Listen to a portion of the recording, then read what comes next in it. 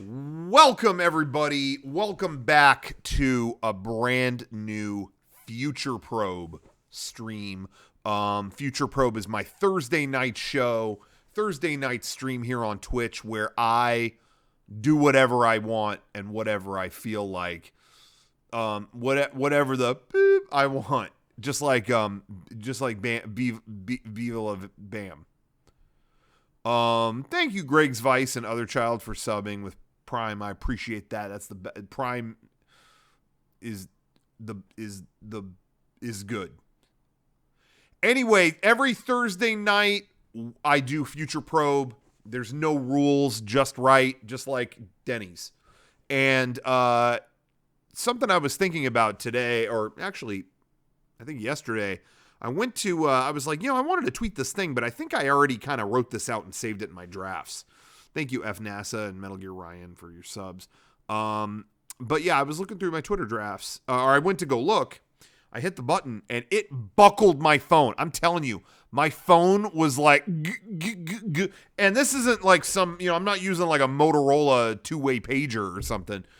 I got a new iPhone, and this thing is going to try to get, it's straight bricking when I try to load my drafts. It couldn't do it. Twitter was like, too many. And I was like, really? And it occurred to me that I have all these Twitter drafts. You don't know how many times a day I go, oh, this is a good idea for no drafts. Not now. Either it's too happy or too negative. You want balance, for depending on how the day has transpired. So anyway, I was like, why is it buckling like this? Do I have a lot of drafts? And I just kept scrolling and scrolling and scrolling and scrolling. I couldn't believe it. Are there any horny tweets in there? Absolutely. I think this run, I was just scrolling too fast. It runs the gamut. Will I get canceled tonight? A lot of people are asking in the chat. I'd say it's almost a guarantee, but don't worry about that, because I've got a whole 2-hour essay kind of video to kind of detail what, once I get canceled, I'm ready to launch that sucker onto my YouTube channel and just talk about why it happened, and, get into kind of the logistics. Anyway, so don't worry about that. Anyway, I've got the, well, let's see. I'm going to try to load my Twitter draft. I have to be real. I'm always going to be real with you guys. I'm always scared to show my phone screen to the camera, because I'm just it's just going to happen that day where someone messages me like, oh, I want to suck your toes. Okay. But anyway, I'm hitting the drafts.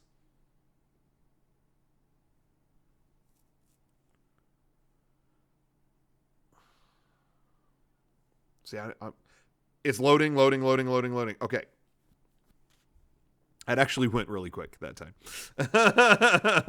Okay. That wasn't bad. A couple times it took a few seconds. But you could see, like, scrolling just really fast, you could see from a distance, look how much I can scroll. Look how much I'm scrolling. And it's just getting choked up. Look, it's not even scrolling smooth anymore. Hopefully you could see that from where you are. Should I start from the most recent and go backwards? Or should I start from the oldest one to newest? What do you guys think? Let's ask the chat. Oldest to newest. Oldest to newest. A lot of people are saying old to new. Okay. And by the way, sorry if I'm drinking in the middle of talking. I did not get it. Last night, I had one of those nights where I knew I had to be up early today. I had to be up at like 6 a.m. today. And it's one of those things where I don't mind. I can wake up anytime. If you need me to wake up early, I'll wake up early. It's fine. My problem is that if I know shit's about to go down early, it's outside of my normal schedule, and that's fine. I'm not worried about losing sleep in the morning as much as the night before. I like lay in bed just going like, oh yeah, tomorrow's gonna be big.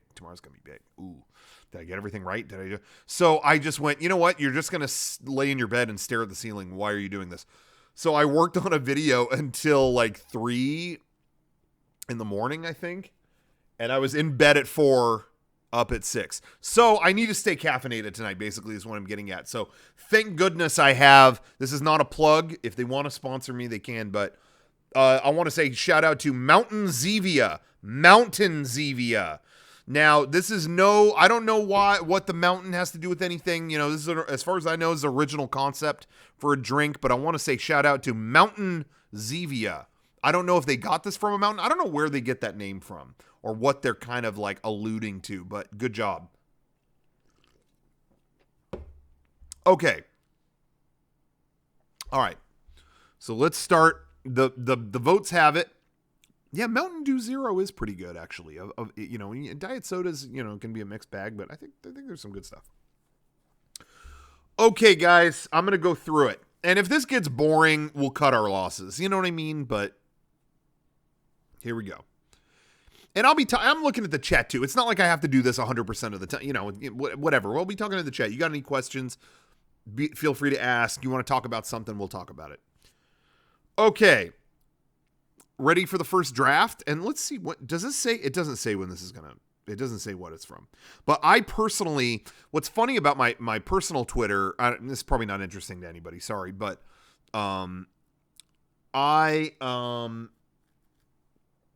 basically I signed up for Twitter when it first started. It was like 2008. No, 2006. My Twitter account has been around for a long time, but I just thought like, well, if I need to tweet anything, Mega64 can do it. You know, I don't need to have personal Twitter. I would just be obsessed with it and I would be on it too much. Well, then in 2017, I decided, you know what? Maybe I'm posting too much personal stuff on Mega64 Twitter. I'll do my own. What a mistake that was, because I enjoy it too much. I always see people on Twitter like, every day I log on to this hell app. It's like, uninstall it, like leave. I just block anybody who is negative or annoying. And I just have so much fun talking to people and tweeting stupid shit. And I don't know, I have a good time. So anyway, all right, here we go. First Twitter draft from probably 2017. Like I said, just saw a video of, so that is my first Twitter draft. Next one. Spider-Man Homecoming was a piece of shit. Oh, see, there you go. That's why I didn't tweet that, because I probably went too negative. But I did not enjoy that one. Did not enjoy that movie. I liked the second one better. But that one was... I am really, in my life, I'm not judging anybody, but I am really done with awkward school, awkward high school stuff. So that movie did not ring it. I just want, like, yeah, give me like older, cooler Spider-Man. I'm not like scared to go to the dance. Like I am so not interested in that. Okay. Let's move on. If we spend this long on every one of them, we're going to be here all night. And I know you guys don't want to be here all night. I know you want to get the fuck out of here. Okay. So I'm going to try. Shout out if you would rather die than date someone who was fussy about food or didn't love eating. Whoa. Now that there was a flag planted on that one. There was a flag planted on that one, because I knew a lot of people who didn't enjoy eating. This is not directed at anybody. I just know a lot of people who are like, oh, I got to eat. I just don't want to eat. And what do I eat? And I just thought like, oh my God, if I dated or was married to someone like that, I don't know how I would go on. Food is such a blessed part of the enjoyment of life to me. I just can't, I don't want to eat. Oh, I'll just have a grape. I have to go. I can't be here. I can't know you. Okay. Do you ever know someone that is like so repeatedly insulting to you and you don't know if it's intentional or they got it out for you, and it ends there? What was that about? Well, I don't know what that tweet was about. That was probably, I'm guessing, I could be wrong, 2017.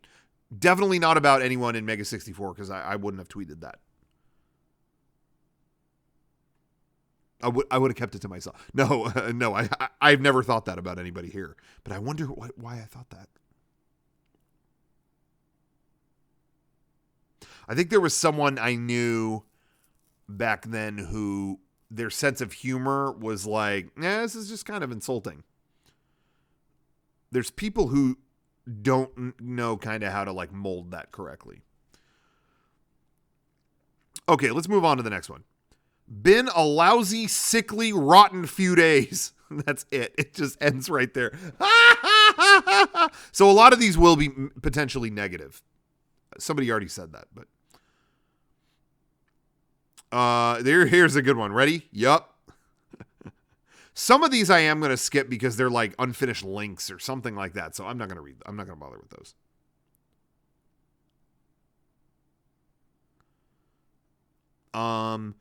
Do you ever have a couple good things happen in your life and they might work out to be big, amazing things, but they're not quite solidifying yet, and you're just kind of on pins and needles, and the fear that your own inadequacy is causing them to not materialize, your head explodes? And it just ends there. So what was that all about? What was I thinking that I was maybe like getting in the way of happening? I don't know. In 2017. I don't know. I don't know what it was. Really, what these drafts are a testament to is that it's not worth getting bent out of shape about anything, because a couple years later, you won't remember it. All things must pass. Okay.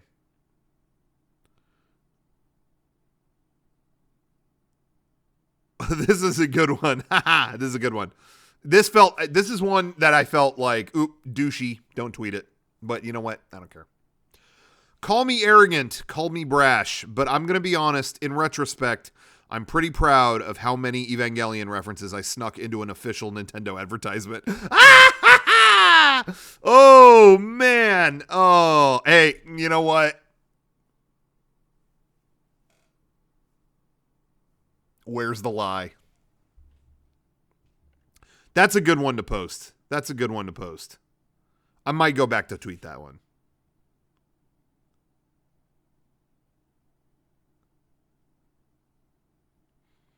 Okay. The one thing I wanted for my birthday was this one. Now this is in the whiny department. This is in the whiny department. The one thing I wanted most for my birthday was the Christopher Nolan 4K box set. Amazon lost the order. What a useless POS they became over the holiday season. I was really mad because I think this was Christmas 2017. They were losing every package, and I was ordering presents for all kinds of people, and it was like December 28th. But yeah, I read it, and it's just like, oh, boo-hoo. Oh, you didn't get Dunkirk in 4K. Boo-hoo. You know, life went on. Okay. Oh no. Oh no. Oh wait. No, the next draft is good. I think that's it. That's the next draft. I think. Okay. This next one, I don't remember writing, but we have, I sound the alarm. I don't know if there's an alarm in here. We have our first horny tweet. I'm sorry. I don't remember writing this. I genuinely don't. A lot of these are things that I write in the middle of the night, and it's a dream. You know, and it's like I wake up the next day and go, my goal in 2018 is to have sex through all the new Apple TV aerial screensavers. I just want to make it clear I don't condone that. I don't endorse that. And if Apple is watching this, I don't know. I don't even know how that got there. So that's not me. And that's not what I'm about. And I just want to make that clear to my pastor who's watching tonight. Okay. First day back at the office in 2018. Thought I would celebrate with a selfie, but there's no picture. And there's a winky face. So I know that was a bad picture, but I don't know what it was. Next one. Do you ever have a 24-hour period of your life where chugging gasoline and what was that? Now, I know I didn't mean that. That wasn't like a self-harm thing, but we're chugging period of your life where chugging gasoline and what does that mean? And what? I really have no memory of writing that. It's like a stranger wrote it. Okay, next one. Gonna start tweeting about everything. Pissing, shitting, the works. Anything going on down there will be up on this webpage ASAP. Okay, now here's the next one, and it's in line with that one. Actually, you know what? I should tweet that, huh? Yeah, let's tweet it. All right, I tweeted it. Oh no. Okay, but by tweeting it, it reset my place in the drafts. Okay.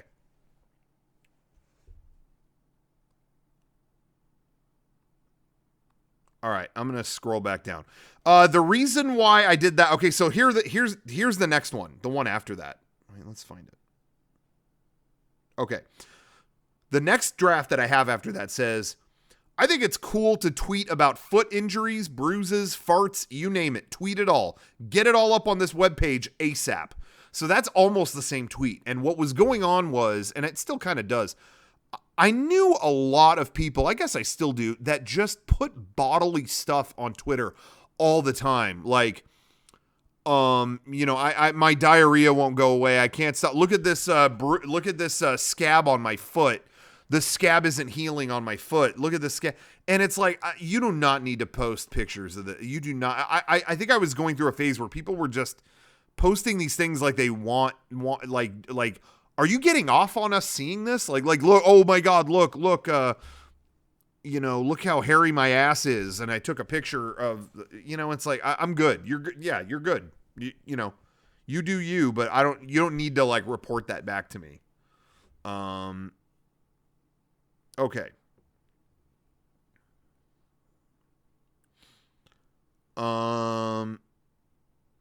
Okay, where was I? Oh, okay, next one. Yeah, it's just like tweeting wounds and stuff. I don't know why I said hairy ass, but like I think somebody posted their bruised ass and that just is burned in my brain. That's not an injury. Being hairy isn't an injury. As far as I know. Okay, all they have to do is our first theme park one. All they have to do at any of these Disneyland After Dark ticketed events is make some kind of bigger vintage effort. Play Captain EO, the original Star Tours, Circle Vision, whatever. I would throw money at them. They were doing a lot of after hours events at Disneyland, but they weren't really, all they were doing was like throwing up like fun little photo ops. But I'm like, if you sold an expensive ticket and played all these kind of 80s related attraction films and stuff, I would pay a ton.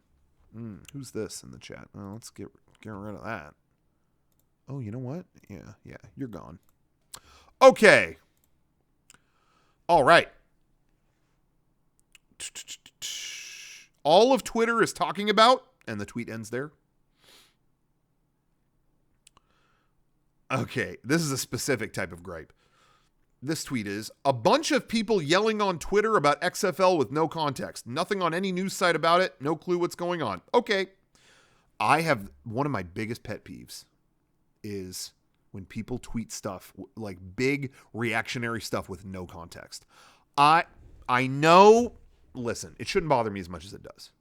But I was really into English class and grammar class and all that stuff in school, and I just bonded with the most for whatever reason, and I always had it ingrained in my head: provide context, say this, provide context. But yeah, people just tweet, it happened, oh no going back from that, oh XFL really whatever. And it's like, did something happen with the XFL? And then I couldn't find it on any news site, and I'm just like, can you please just say, can someone say what happened? Oh my God, that drives me nuts. It really does.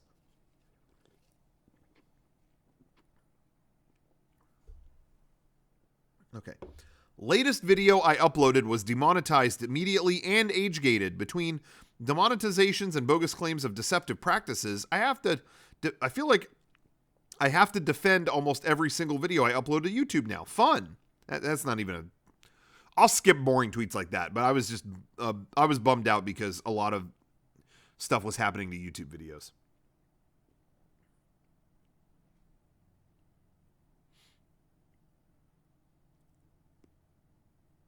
Okay.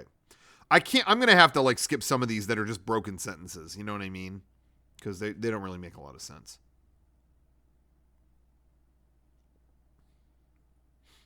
Okay. This one is controversial and it kind of came back up in the news. It's another Disney thing though, sorry.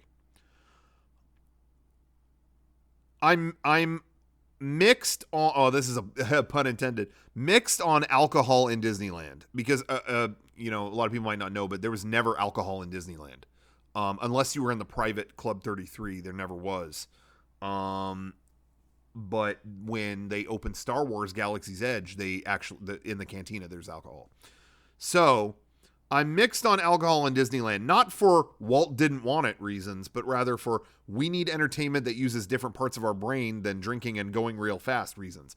And again, I think I was having conflicted feelings on like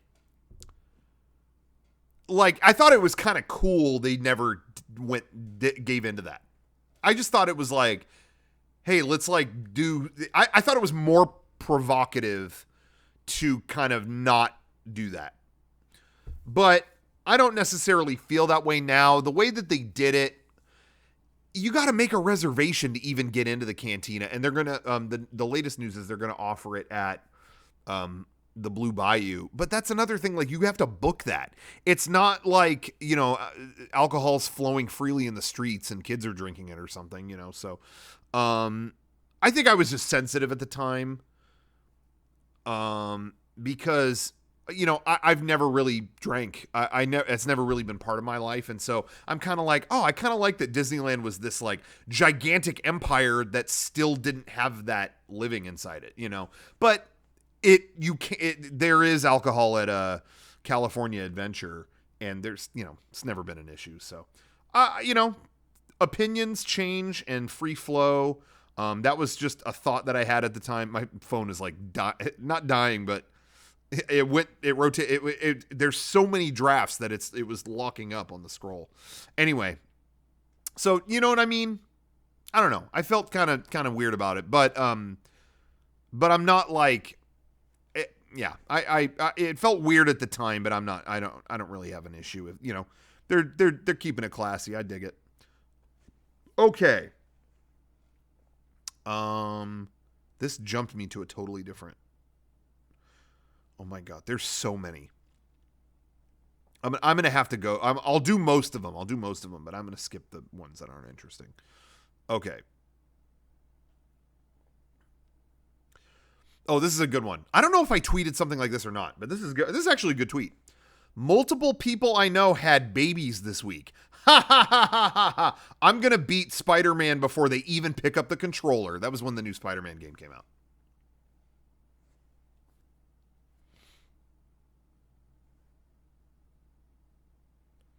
Okay.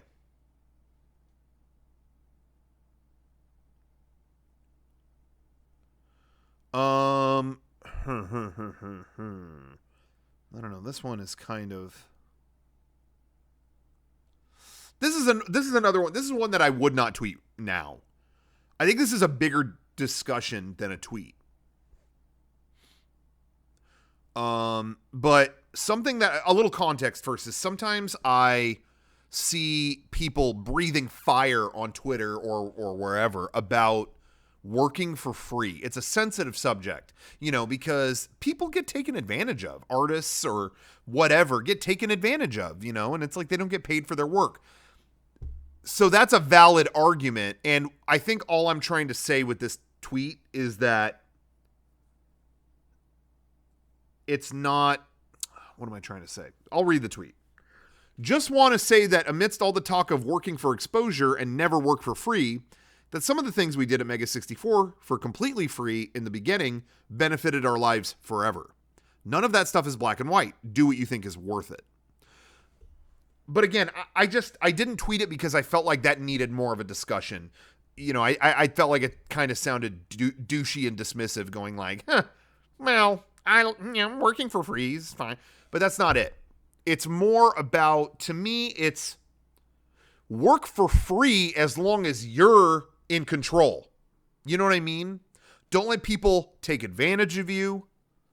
Don't let you're doing a bunch of stuff for a company and we don't want to be good exposure. You're Coca-Cola. What are we doing? You got the money. Come on. So, don't be taken advantage of. But if you're in control and you feel good about it, throw some free work out there and just get yourself in the door. I think some people just go like, I think my fear is that some people think anytime you work for free, it is bad. I don't think it's as black and white as that. Thank you, Airhead Dan, for subbing. Because I will use the example of when we had, for 6 months, we had a DVD in every issue of Electronic Gaming Monthly, which at the time was the biggest video game publication, period. And we had a DVD in every issue everywhere. And that was not a paid gig. That was absolutely not. We talked with them. They were putting a DVD in their magazine, and they had nothing to put on there. And they even asked us, they were like, we don't really have a budget. Do you have anything you want to just throw on here? And we went all in on don't pay us. We'll do new videos every month. We'll give you our best work. Don't pay us. And they were very like cool and apologetic, not apologetic, but like, they were very like, okay, if you're okay with that. They were very cool every step of the way. And we did that for not a thin red dime. We put in a ton of work on all those videos. And I mean, it's been 17 years and I still have people come up to me like, that's where I found you guys. I was at an airport and I bought a magazine and it had a DVD in it. I popped it in and it was your videos. You know what I mean? So that's all I'm saying is that was one where we worked for free, but we pushed the free work like, yo, we'll work for free. Oh, guys, we can't do that. We don't have a budget. Shh, don't worry about the budget. Here you go. We did that with a couple things, but that's the best example that I could think of. We did that at a time where no one knew who we were. And I don't want to speak for other people, but I know for sure of a couple artists and or personalities that we've worked with that did huge stuff and you don't even know they didn't get paid. But they did it at the beginning. They were nobody and they did this thing for free and then they were everywhere, but again, they were the one in control of it. They were the one in control of it. Don't get taken advantage of, but it's if it's going to help you and it's, I'm going on and on about this, but if you think it can help you by doing this huge favor and getting in the door, do it, I don't know if, and would I do that now? Well, now we're a company and now we got mouths to feed and yeah, we should be paid for the stuff that we do. But at that time, we had nothing to lose. It was not our full-time job. We just wanted to be discovered. So it's like, hell yes, I'm going to do all this for free because I want to. I just wanted to do it. No one made me do it. So anyway, EGM didn't have any ownership over those vids. No. No, that was purely like, that was our deal and they were awesome. And did that. We had physical media on the shelf of every place that sold publications for 6 months. It was absolutely worth it. But yeah, to Departure in the chat is saying, weren't there certain companies that were reluctant to pay you or kind of treated you like a joke early on? Yeah. That definitely did happen. And then that was something we didn't do. There was a company way back when we started that was doing a pirate game or something. I don't remember what, but it was pirate related. And they gave us a list of all the crazy stuff we could do, like start a fight in the middle of this mall and do this insane stunt. And one of them was paint up 2 trucks to look like pirate ships and have a battle speeding down the freeway from truck to truck and then like jump from truck to truck. Like have you ever seen that in like the CKY videos where he jumps out from one truck to another on the freeway? And it was like, damn, okay, how? And I was like, what is the budget for this? And they were like, Oh, no, it'd be really good exposure, honestly. And it was like, so that was an example of like, no. I'll jump out of a truck if you pay me to do it. And it's going to have to be a lot if you want me to jump out of a speeding truck. Okay. And then honestly, it's weird. It happened a lot in the beginning, but I feel like over the years, people realize like, you can't do that so much. You can't, people should know their value and their worth and all that stuff. But it was weird. We did the Nintendo presentation in 2014 with, FISA-Mech and all that. And it's funny, like right after we did that, we got approached by another company that was like, whoa, this is awesome. Like the Nintendo thing and now this. And they pulled the exposure card. And it was just after we did the Nintendo thing. It was like, really? Like, a decade ago, I could see like maybe, it's like, who are these guys? But after the Nintendo, it was like 2 days after we did the Nintendo thing. It was like, now do one for us. And it'll be really good exposure. And it's like, and I just told them, it was like, we are like all tired from racing to get this FISA-Mech thing done. And we have to eat. Like, what else do I say? I have to eat. Maybe I could eat less, but it was really weird having that happen right after the Nintendo thing. I was just kind of surprised. I still really like the company that it was. They're good people. They're good guys, but that was misguided. Yeah, especially after, like Nitro Dubs is saying, Nintendo is probably the best exposure we could get in this industry. And so hearing that afterwards was just like, what is happening? But that's the last time I can think of where somebody said that, where somebody did the exposure thing. There are some companies we work with. I know I said I would get to my Twitter drafts, but there are some companies though that we do know, like, oh, they're a smaller thing, or we already know going in, they don't really have a budget. And a lot of times we just like them.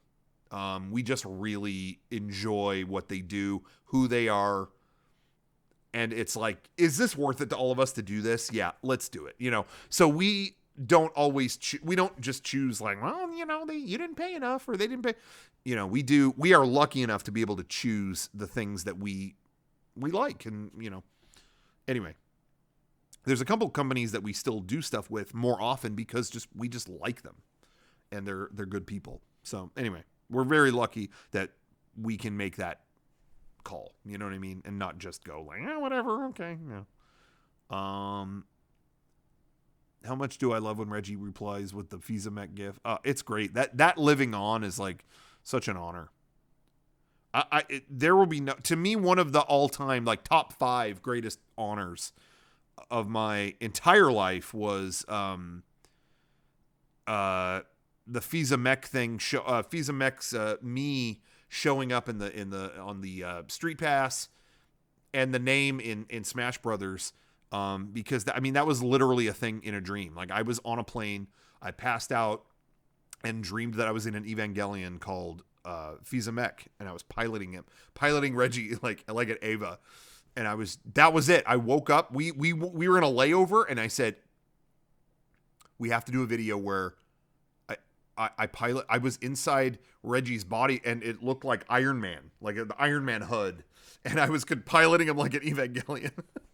And they were like, okay. Anyway.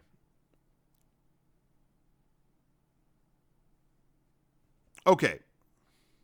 Enough about that. Let's get back to the Twitter drafts. Okay, this one's going to be controversial. Some people might not.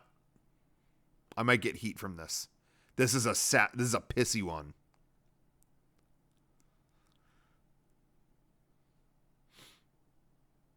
I think I've seen at least 2 pit bull attacks on news or social media per day for like a year. Seems like they're dangerous. But anytime I say that, someone sends me a picture of a pit bull in a cute hat to invalidate me. So I better not cause trouble. There were a lot of pit bull attacks here. And all I was clowning on was really that I'm not a pit bull fan, personally. Everyone's got their thing. I just know too many people who have been hurt by them. And anytime I've brought that up as a concern, someone goes, "Oh, really? You're scared of this?" And it's like a pit bull in a Santa hat. Like, that doesn't change any, that's all I was getting at. Yeah, I don't have any statistics. I don't have whatever. But it just bothered me that anytime I said, should we be concerned about pit bulls? It was like, you're concerned about this, and it's like a pit bull, like in a Christmas sweater. I'm like, I don't know. So anyway, it's in the drafts.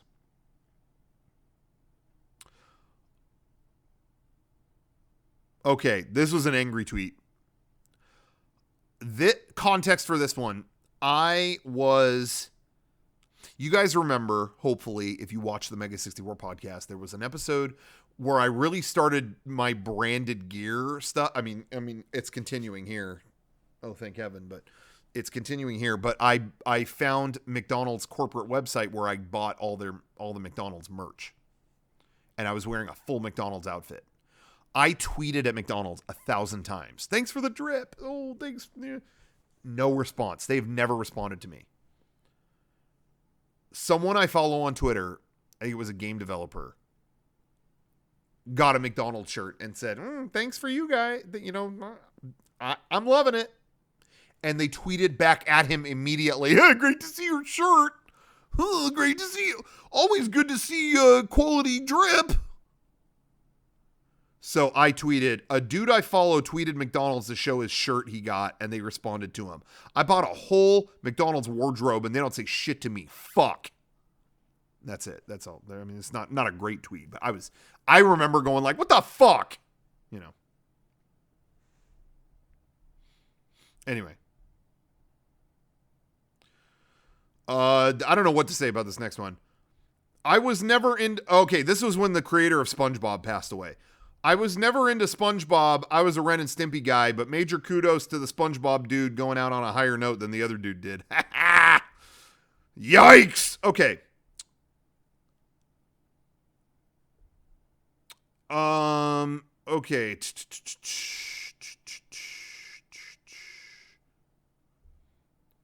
Just want to tweet. I was just trying to stir shit on this one. Just want to tweet out that In-N-Out is better than Whataburger, and I don't plan to read any responses to this. See, that's just a shithead. That's a shithead tweet. That's a shithead tweet. No need to post that. That was probably, I was like ready to fight people or something. You know what I mean?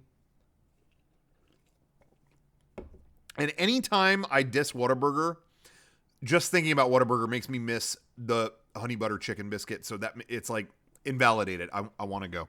All food is good. I'm not going to hate. I'm done with the hating food part of my life. Never existed. I'm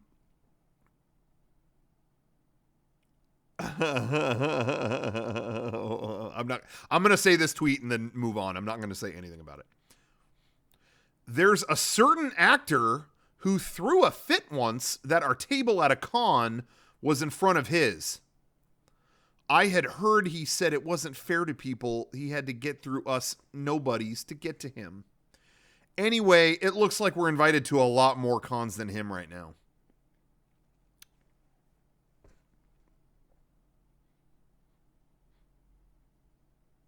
Okay.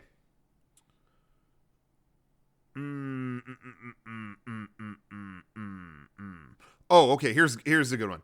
The designs for all the CG cartoon characters recently have been bad, but ... the endless analysis of their designs by adults on Twitter is 20 times more tiresome. Like, holy cow, just say it's ugly and move on.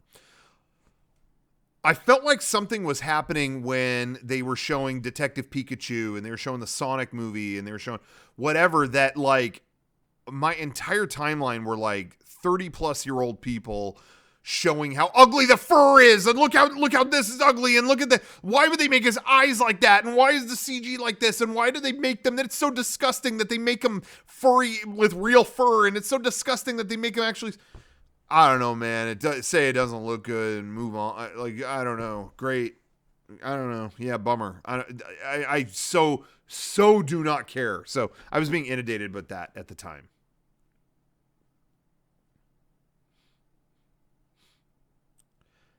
Bed Bath and Despond. Did I tweet that? I feel like I went through with that. I think I tweeted that. 4 out of 10. I'm going to block you. That was a 10. All right, whatever.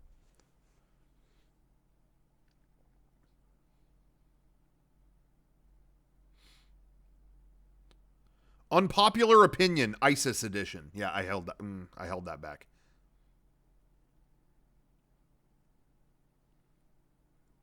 Not going to post that one. That at the time there was a lot of unpopular opinion, whatever, this edition, water edition, whatever, and I thought that would stir it up with that, but it's not worth it.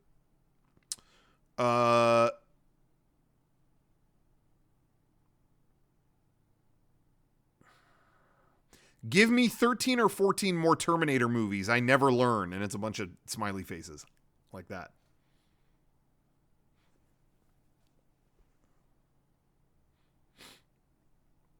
I know. Is Ryan still in the chat? Because you guys are about to see a chat room meltdown. Batman Forever is worse than Batman and Robin. The latter is garbage, but knows it is. Full garbage dive. Forever is, I didn't finish. I lost interest because Forever's so boring. I probably fell asleep in the middle of the tweet.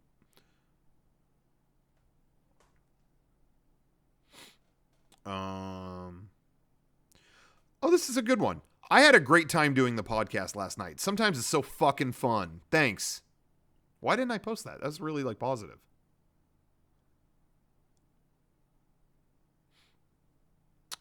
I almost tweeted something just like this the other day. It's so funny how thoughts will stay in my head over years. There's nothing I identify with less than the desire to live in empty spaces / blank walls and downsizing collections. I want to live in a museum of things I love. I don't buy anything in the first place if I don't want it to be part of that. Blank walls, clean desks, say nothing. You don't know how many times a day, and I'm sorry if anybody's watching this, I'm calling them out, whatever. I'm not trying to, but you don't know how many times a day people will tell me, yeah, just downsized, take a look at my place. I just downsized my whole collection. It's like they almost get off on collecting a bunch of stuff to get rid of it. You know what I mean? Yeah, just downsized.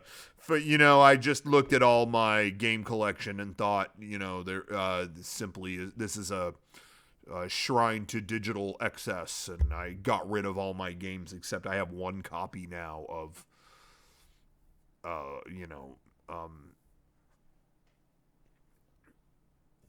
Incredible Crisis, because that's the only game with artistic merit, whatever. And it's just like, yeah, good. I don't buy anything if I think I'm gonna sell it off later or not have room. I think about that ahead. I go okay, I want this now, but in a few years, am I going to want to lug this around? And if the answer is no, I don't do it. I'm in this for the long haul. I'm building a museum of things I love. If your home isn't that, to me, it's, I don't know. There's compromise. Of course, if you live with other people, you're married, whatever. But even in that situation, I feel like your home should be full of things you both love. And, I don't know. I just feel like if it's not a shrine to you, who is it a shrine to? Maybe a shrine is not the answer, but you know what I mean? If it's not a fulfilling space or a fulfilling concept to you, who are you fulfilling? I don't know. Are you doing something you think you want to do, or something you should do? I don't know. I just feel like I'm trying to sound like some Joe Rogan shit or something right now. Okay. Okay.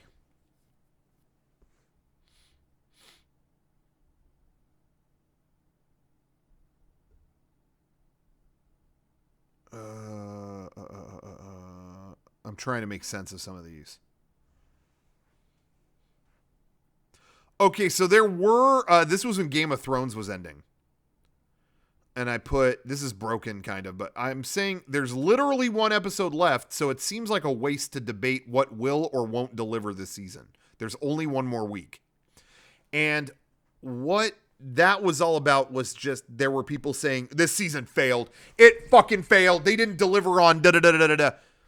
And I just feel like, okay, yeah. Now we have history behind us. That season, might have, okay, it didn't deliver. It was 1 week away from ending. And so all these people were like, this didn't happen, that didn't happen. And I was just like, this seems like such a waste. Wait one more week and then say all this. But there's one more, just finish it. That was so bizarre to me. Like, just wait.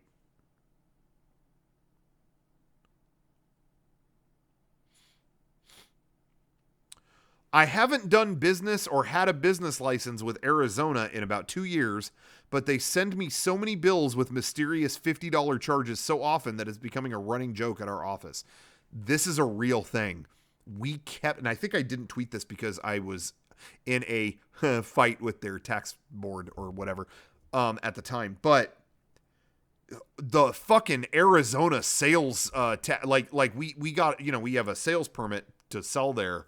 Because we did stuff at a convention that we did there.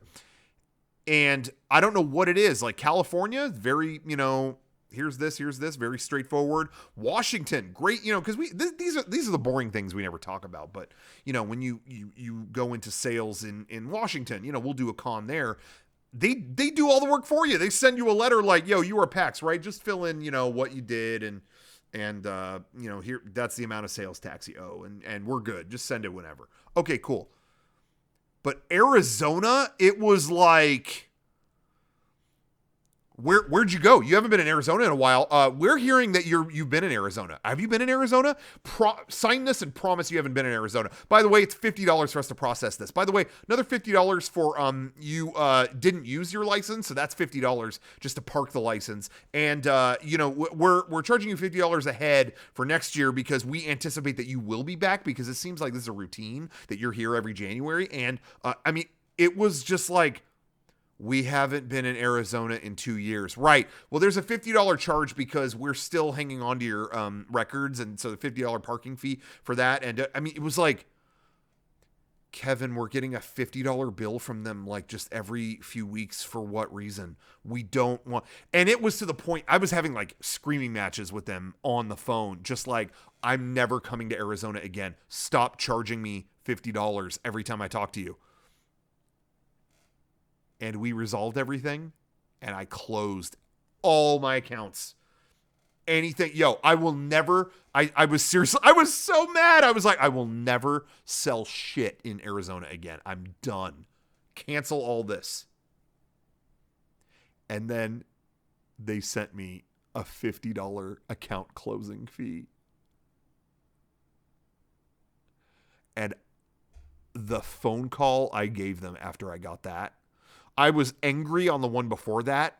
Think of the first one as I went Super Saiyan. Then watch Gohan going Super Saiyan 2. Watch that scene on YouTube. That was me after all that arguing and they sent the $50 account closing fee. It was like, and I'm seeing birds tweet by, Tokiram no shinen, oh machine, oh machine. That phone call was like a level beyond anger. Anyway, sorry if I'm taking just a long time to get through these. I apologize. Okay.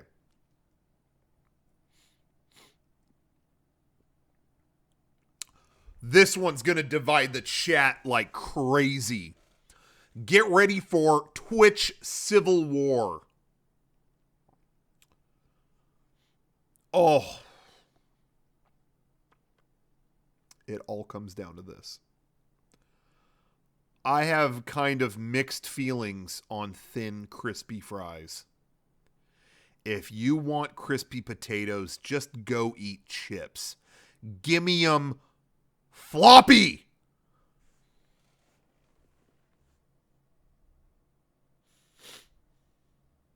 I like floppy, soft, flaccid fries, guys. I do. I just feel like if you want something crispy, they have a million crispy potato products waiting. Fries can be soft. It's okay. The perfect fries are just crispy enough on the outside, but soft on the inside. But when people are tweeting at me, I don't like soft fries because there's too much. Why is there all this potato? Oh, is there too much potato in your potato?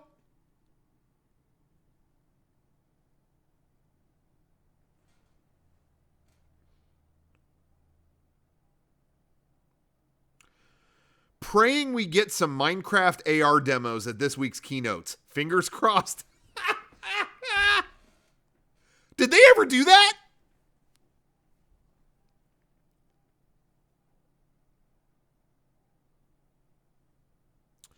Okay. Should I tweet that now? I'm going to tweet it now. Oh, no, there's no keynotes this week. No, I'm saving the draft. Sorry.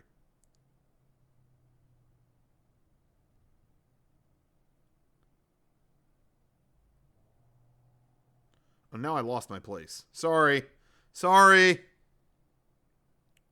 But do you remember? I feel like I feel like for like 10 years we were seeing Minecraft AR demos. Right? Am I nuts? Sorry, I lost my place. I don't know where the fuck I am now. Okay.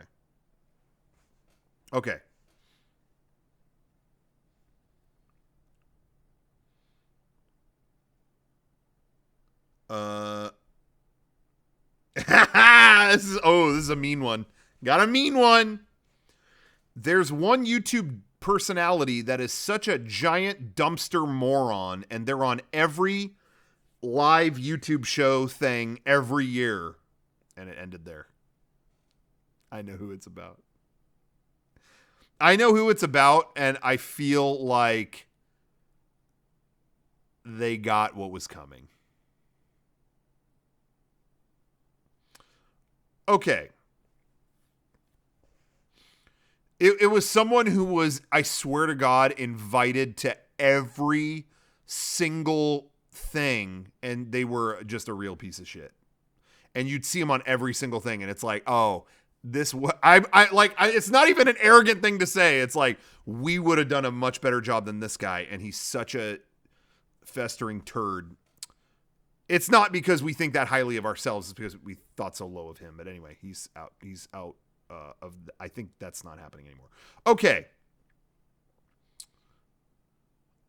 And it's nobody at Rooster Teeth. If I had Rooster Teeth beef, I would say it, and then it'd be like, is he joking? Is he not? Because that's the bit. You got to keep him tap dancing on that line. Okay. I'm very happy the next Zelda, this must have been all during E3. I'm very happy the next Zelda will continue the Breath of the Wild style instead of being a repeat of the other 50 Zelda games we already got. Oh, there's a lot of angry Zelda tweets here. I didn't know this was a genre. Because I felt like I just kept seeing people going, oh no, like they showed Breath of the Wild 2, and I was like, oh no, why does it look like Breath of the Wild again? And I'm like, because this is an entirely new world and frontier for this series. Like, I just feel like it was weird to me that there were people like begging for Zelda to go back to the way the other ones were, but it's like, there's like 50 of those. Like, go play those. Okay,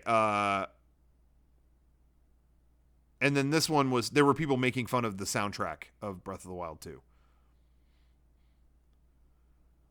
This tweet was making fun of them. I just hope the next Zelda actually has a soundtrack just like Breath of the Wild, which has had a 5-disc set worth of audio that people choose not to acknowledge for some reason. I hear that all the time. Does this one even have a soundtrack? It had a 5-disc soundtrack. there's like 5 hours worth of original music.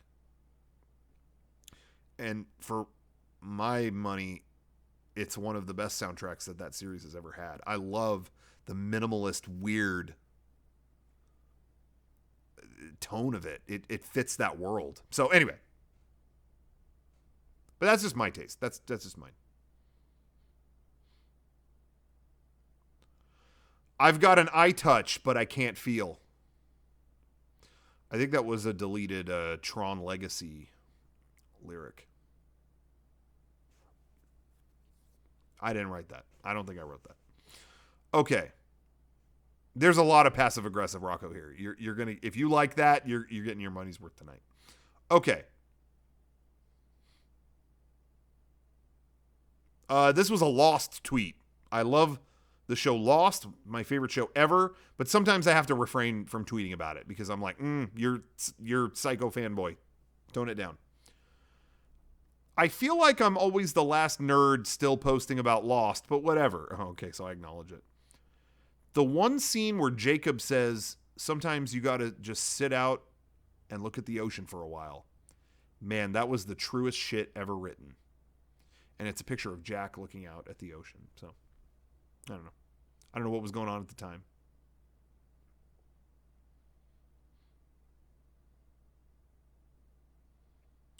I am still at the bottom of the list. My God, there's so many. I gotta pick and choose.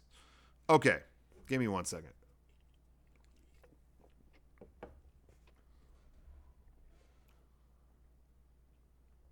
Oh, here's a pissy one. It was when I posted. I had kind of a weird reaction because we put out. We re-uploaded in HD or did an HD revision or whatever of our Yakuza 3 video that we did for IGN 11 years ago, I think at this point. At the time it had been 9 years, but I put it out and I remember this. I'll read the tweet. I remember specifically releasing this video 9 years ago and getting feedback that people were getting tired of our frequent videos and we should take a break.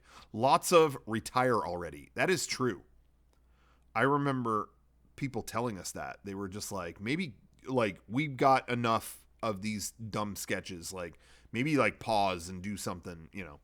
It's just funny because it's kind of the opposite right now. It's like, you got a video coming or what? But we do. So that's fine.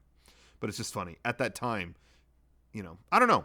If you like someone online who makes stuff, if you like their work, just get out there and tell them. Get out there. That's all I would say. No, I'm not saying that like, guys, praise me. I'm not saying it about me, but in a general sense, at that time, I remember putting out that video and feeling like, should we quit? Like, I don't know. You know, I heard a lot of people just say like, enough of these already. Which is so weird because over the last decade, all people have told us is like, that was a great video. That was a lot of fun. But at that time, I don't know. Maybe I was just too naive or too not strong enough to take those kind of things. And so I couldn't see the positive maybe. Maybe that's what it was. You know, I'm definitely a different person than a decade ago. I'll say that. But leave a good comment on the place. You know, maybe it'll go a longer way, and drown out some of the weird feedback. But I'm more talking in a general sense. Don't worry about me, and don't worry about Mega 64. We're good. Okay. This was a tweet from the D23 Expo. They had a Haunted Mansion panel, and at one point they had a Muppet. What was his name? Uncle Evil? Is that a Muppet? Uncle Evil? Is that a guy? Or is it something like that? Like an evil guy. Does anyone know who I'm talking about?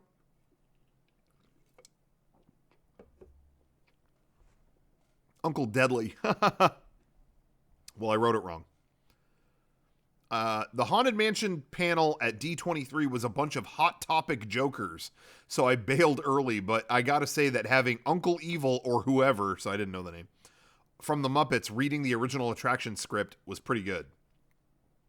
So it was talking about this historic ride, but they had cast members just like clowning around about it. And it was like, I want to like look at old concept art and hear about the, I want to like dig into like history about it that we might not know. But it was just cast members like doing puns. Like they were doing like Jungle Cruise style jokes. And it was like, I'm ready to leave. But then they brought out that Muppet who he did a reading of the original script of the ride. And that was kind of cool. But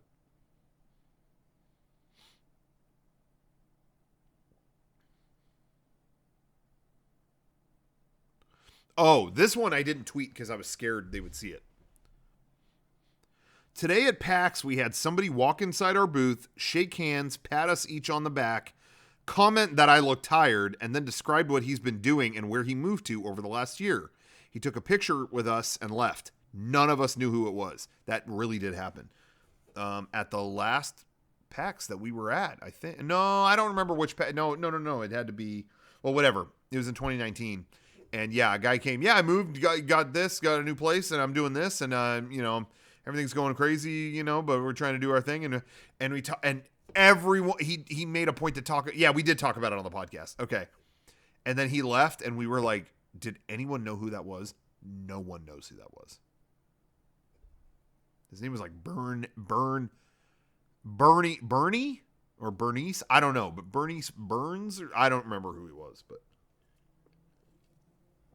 No, I'm just kidding. It was seriously, we don't know who that was. It was very weird.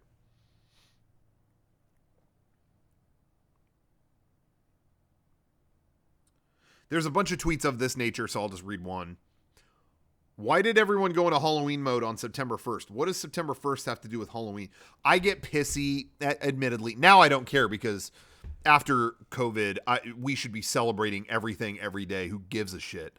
What a petty thing. But I always got bummed when people would celebrate Halloween too early. I love Christmas too, but I'm not ready for that until after Thanksgiving, and then you got a month of fun for Christmas. When people would celebrate Halloween in like August, September, I just felt like it wasn't like I hate Halloween. I love Halloween, but it would bug me because then by October they'd be tired of it. Or like they would, not tired of it, but they would like peter out on it. Like you would like, yeah, we did Halloween mazes. Oh, you already went? Yeah, I went, early September. And it's like, why don't we go in October? It's like Halloween's about to happen. Let's, you know what I mean? That would kind of just be like, I'm failing to see the point here. Like I get you're excited to do it. Maybe you can't wait, but I don't know. There's nothing else going on in October. Let's just do it then. I don't know. So that was just kind of, anyway, there's so many little tweets about that. I remember Ash from Pokemon won the tournament or something, and that trended. So I put, Ash won the tournament or whatever, but lost his animation team. What the hell happened to the art style of this show? It was that people were posting screenshots of the new Pokemon show, and I was blown away how bad it looked. Like, what happened there?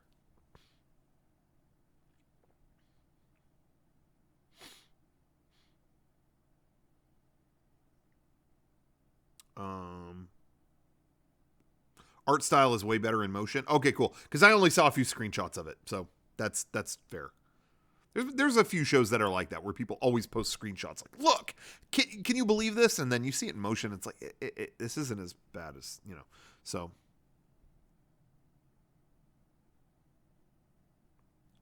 Okay. These, I don't know what these are. Yo, it looks like this ghost diddled these kids. They put out a Precious Moments Haunted Mansion statue, and it's a Haunted Mansion ride vehicle, and the ghost is like this in between the kids, and the kids are going, they just look like this. And I remember thinking like, yeah, maybe don't release it. It just looks ooky, like, and not in a like haunted house kind of ooky, like that kind of ooky, it's just, I don't know. Don't do it. I watched a rough cut of the Flame War Theater finale and lost my mind. Not to toot our own horn, but if it doesn't win a Streamy or a Webby or an Oscar or whatever, then the internet was for nothing. It failed. Well, guess what, guys?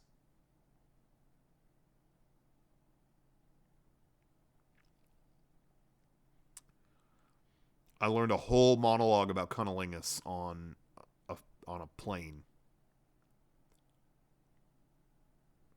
And no, it's not up to my own arse. It's just reality. It deserved it.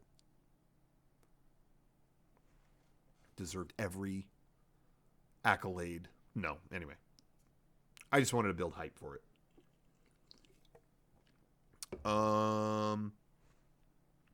Was all excited. Oh, so this was all on the plane trip to, I think when we were going to New Zealand. Was all excited for a cool Middle Earth themed safety video on my flight to New Zealand, but instead it's soccer crap, so I'm sleeping. I was pissed. I was like, don't they have a safety thing? It's all Lord of the Rings themed. And when it starts, seriously, it was like, oh, we've got the biggest soccer stars in New Zealand. See ya. I mean, it was. They said two things, and it was like, bye, good night. And I woke up in Middle Earth.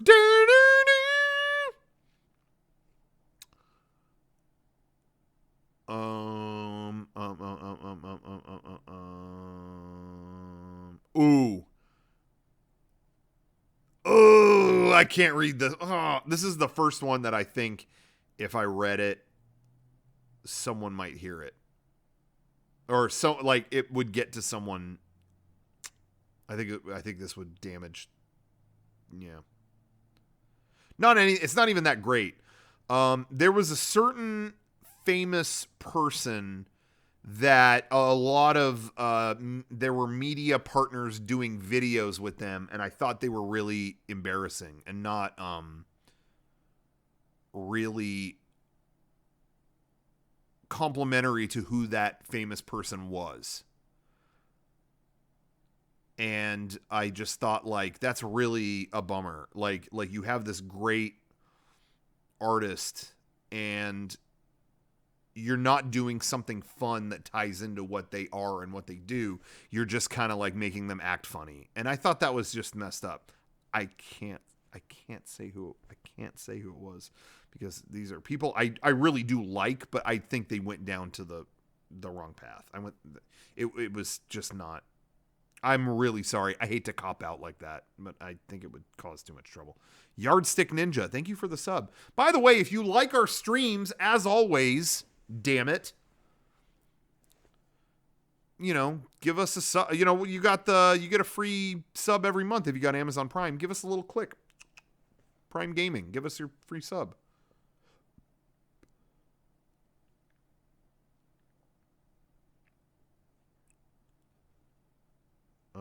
Nah, it rules.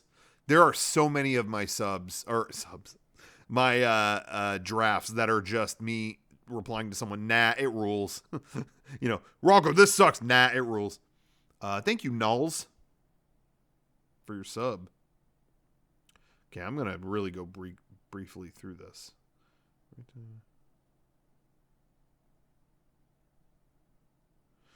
The Irishman was great. Only 3.5 hours. Hopefully director's cut coming soon. Had every Italian actor from every gangster movie in it. It was like the Marvel versus Capcom of gangster movies. Should have been called Manja versus Capacol. I'm Italian, so it's okay I tweet that. But I never tweeted it. So, thank you, the government. Thank you, Age Guy. Thank you, Geno7, for your subs. Yeah, I'm telling you, man. Nah cuts like a katana, and I recommend that to anybody out there. If you are on a public platform, you are going to have people come after you with, well, actually, that's not correct because all of these things. Nah is the sacred blood. It is the masamune that cuts through like a hot knife through butter. Nah. Oh, okay. Just dismissed. Can't recommend it enough, and I'm glad to see that being put in practice. You guys make me very proud to see that being carried out. It really, makes me feel good. Okay.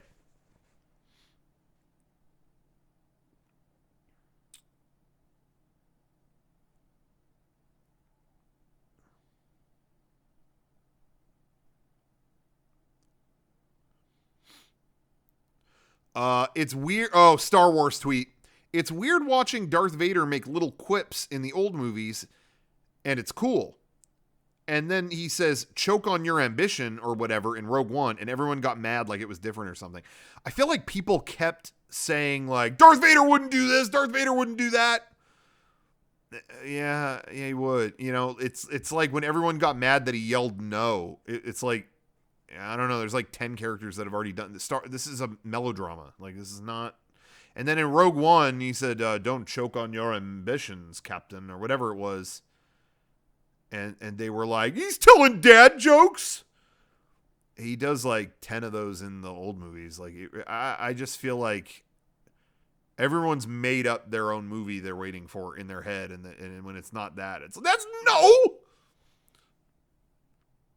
Exactly. Apology accepted, Captain Nita. You know, there's like, I don't know. Don't get me started. Okay.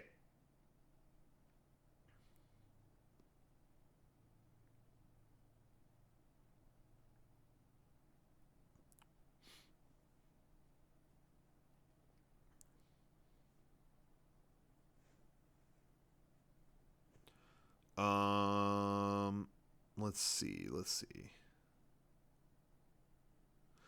Haha, you're crying about that thing you care about is never a great take. I don't know why I didn't tweet that, but that's true. I saw that happen a lot over the last year. Oh, they canceled this. Sucks for all the fans of that. Yeah, it does. Yeah, it does. They like it. Anyway. Thank you, C4 Poner, for subbing.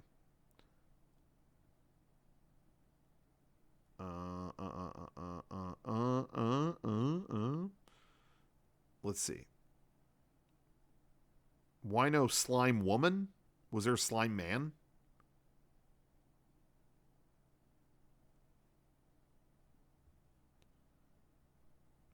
What's that from?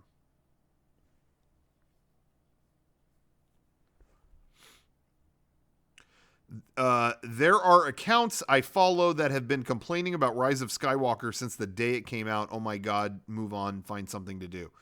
You know, there were like, obviously that movie had some fucking issues, but I just feel like, I don't know, it was like missed opportunity, but also like not the end of the world either. It was like, all right, you know, okay, moving on. But it was like a year. I had to unfollow so many people. Because it was like almost a year since it came out, and it was, remember when Rise of Skywalker did this? Yeah, what happened to that? And it's like, I don't know, man. It's been like 11 months. I don't know what happened. So that was, I was just like kind of losing my patience, but I just unfollowed them.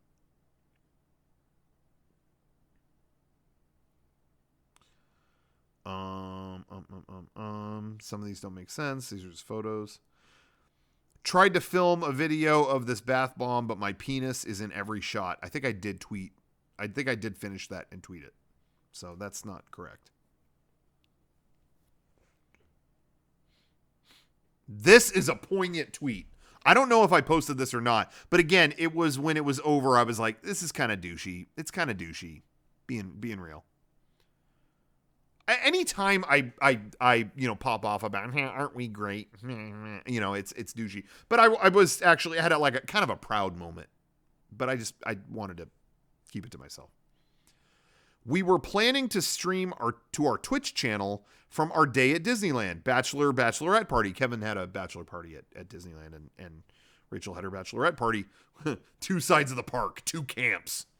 But anyway, we were planning to stream our day at Disneyland to our Twitch channel as a fun, goofy thing, but ultimately decided it was better to enjoy the day to ourselves. And I honestly wonder if that thinking is why Mega 64 is still going after 17 years.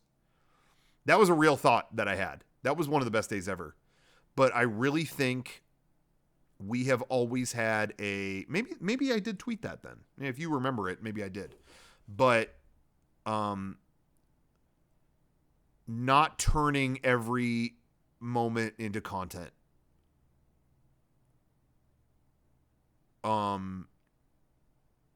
We've preserved our sanity, our soul, whatever. It would have been a really fun stream. I would have had a blast, but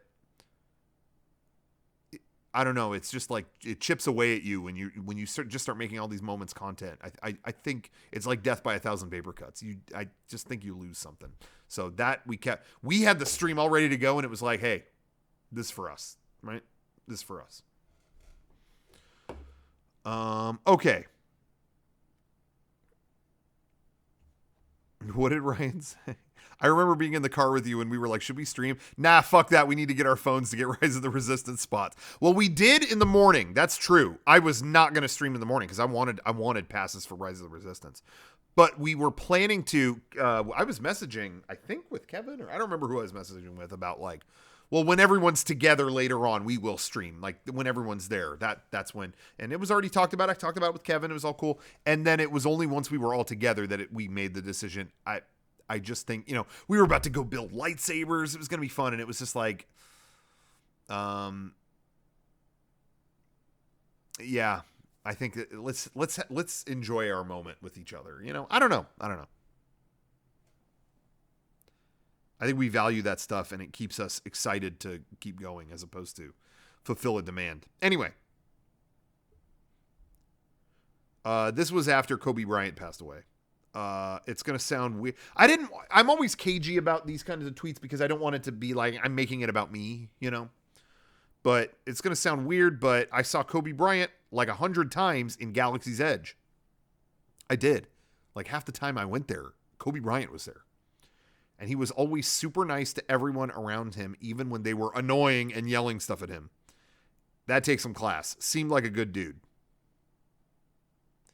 So it's really crazy that happened. But anyway, I saw him in person in Galaxy's Edge. Seriously, probably a dozen times. And literally people were walking up, MVP, MVP. And he was not like, get away from them or like, it was, yeah. Like, yeah, it's like, okay. He was like, I don't know. He was going with it. I don't know. I just thought that was kind of cool. I've seen celebrities at Disneyland a bunch and people generally don't bother them because Disneyland, it's just, they're there with family and it's like, I'm not going to be the one to get, I'm not going to be. So I think I saw, I think it was like Christian Bale or whatever and his daughter. And it was like, nope. No, no one's bugging him. Adam Sandler. Exactly. Yeah. That was happening. That was at Knott's. The only hostile one was, I was on the, I was in line for It's a Small World and I was behind, what's her name? Kris Jenner. Is that her name? And she had, it was, I think she was there with like Kanye's kids or whatever. I don't know any of these people, but they had security and the security was threatening. I went to take a picture and they were like, sir, if you go in here, you're taking photos right now. I'm going to confiscate you, and we're going to rough you up real bad if you take any more pictures. Like they were talking about, like if you take another picture, we're going to stop you, and we are going to stop you. And I was like, whoa! And I put the phone away, and then I went, Disneyland's going to let you beat me up in front of It's a Small World? And I took my fucking phone. I was like, fuck them. Took 1,000 photos. Fuck them. I'm sure Disney would love that story. They beat the shit out of this internet video maker in front of It's a Small World. It was just like, I wasn't even close to them. I wasn't in their face. I was in line and they were way down the thing. It wasn't hurting anyone to be like, but instead he got in our face and he made it all threatening. I don't know. It was scary to like other kids in line. They were like, this guy's threatening people. I don't know. So I took pictures. Fuck them. Okay.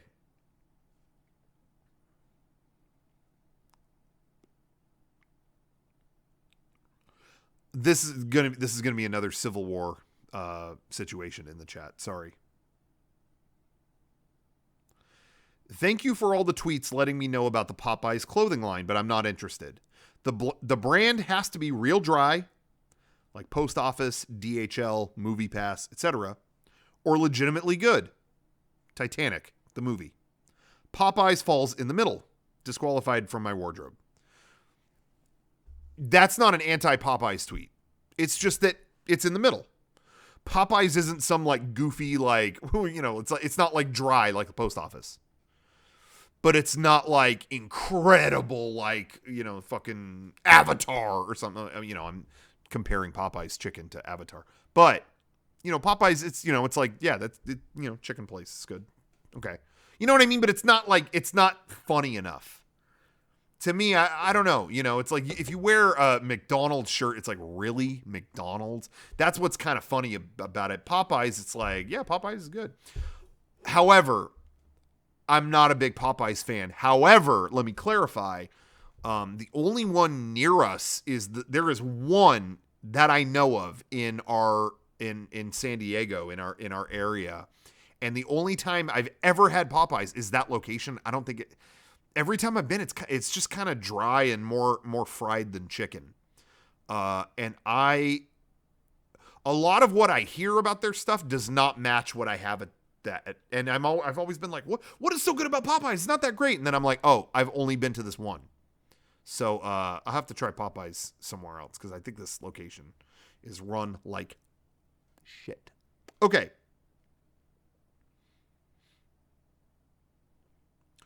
I always give a ton of credit to people who refuse to do karaoke in a booth. It takes real fortitude to limit yourself from having fun like that. I know. Do you guys know people who like refuse to do karaoke in a booth? Oh, that's not karaoke. Okay. All right. Well, you can sing somewhere else, and me and all my friends are going to sing in this booth and have fun. I know people who like make some stand about that. And I'm like, now I understand you like one version or the other. You like, singing in front of a whole bar versus in a booth.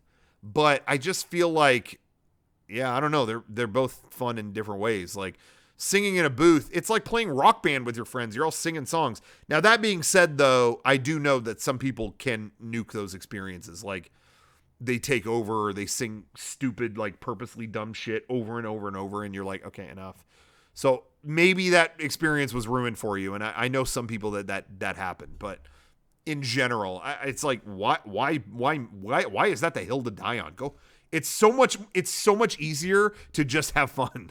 It's karaoke in a booth. If you just shut up and just went. Anyway,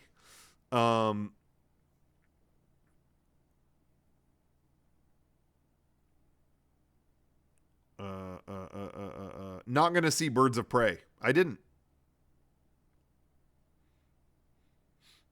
Okay. Slob on my knob like corn on the cob. Why was I tweeting the lyrics? Check in with me and do your job. I don't know why I just tweeted those lyrics. C3 penis. Okay, that's Star Wars parody. Classic. Hacky?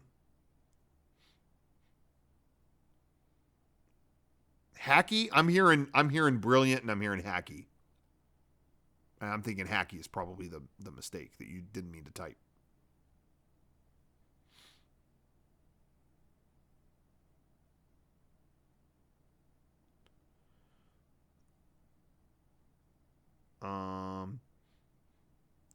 I liked Sonic better than Parasite. Was disappointed the dad in Parasite didn't floss dance or rip a fart.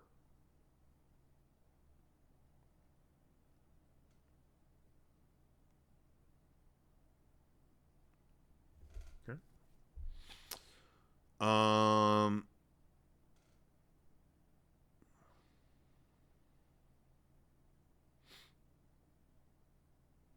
A lot of these are just fragments of, I don't think you should have gone with, just like they're not finished sentences.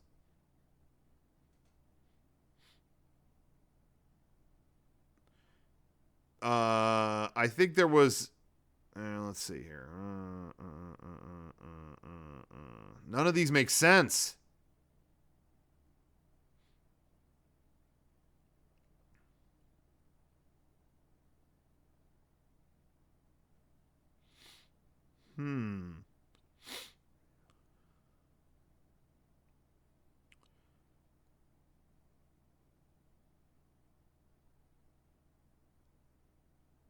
These are all fragments of sense. This is all at the beginning of the COVID era because I was just sitting at home with nothing to do. Just, should I tweet that? No. Should I tweet that? No.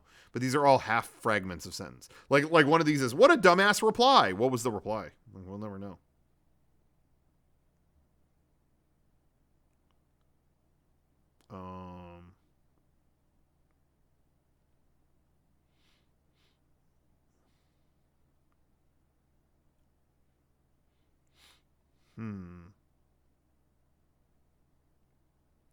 This was at the beginning. This was a year ago. Watching crowd reaction videos is borderline pornographic now. When all this is over, we need to pack the theaters with a bunch of classic summer blockbusters and just, I didn't say what, but maybe I'm jack off. I don't know. Political tweet. Are you guys ready for a political tweet? I gotta wet the pipes.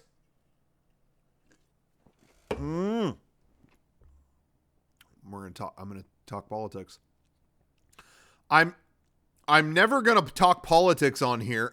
I am now. But it was always weird to me that Bernie haters would tweet, "Ugh, I'm so sick of this guy," while retweeting Bernie saying people should have better health care or something. Did you see that a lot? Listen, if you have an argument or something, that you don't agree with when it comes to, Bernie Sanders as a candidate, state your argument. Okay. But I saw people just retweeting people should have access to healthcare. I'm so sick of this guy. I mean, he's not. Even if you don't think he can do that, or you know what? I don't think that's the right plan. I don't think that will fiscally work, or that will maybe you've got a whole idea for why that won't work, and it's not, a candidate doesn't need to have that as their platform. Maybe you've got a whole thing. That is the worst place to stage that argument. I hope everyone is healthy and no one goes bankrupt. This fucking guy, it's like that. It's just a tweet. Even if it doesn't go past that, that's just not the tweet to do it. Like, just tweet on your own. Just be like, hey, I am not a fan of Bernie Sanders. Here's why. He does this and that. Whatever. Do it on your own. But to retweet this old guy going, I hope people don't go bankrupt from going to the hospital. Oh, just shut the fuck up. It's just like, why there? Why, like, just do your own separate tweet. Anyway.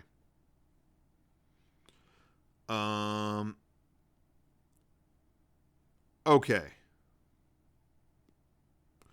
Just think, any minute now, that app that changes you into a girl or makes your face look old is going to go viral again. That's a good tweet. That is a good tweet. I'm going to tweet that. I'm going to tweet that right now. Because it's going to happen. It is going to happen. Whoops. Once again. No. It's losing my spot again. No. Sorry, this is really bad. Okay. Oh my God, there's so many, you guys. This is ridiculous. This is like gross. How do I have this many thoughts in my head? Okay, let me see where I was. Let me find out where I was.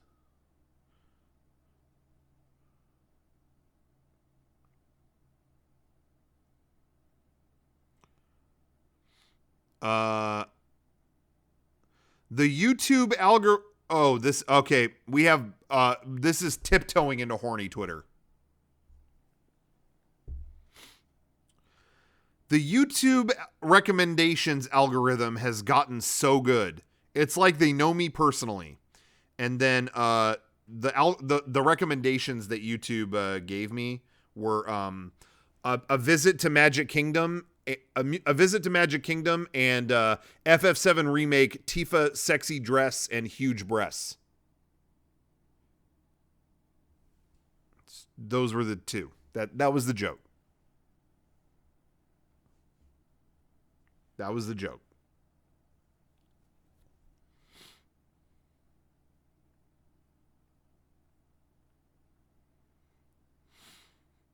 Okay. Yeah, that was just having fun. Just having fun. Okay.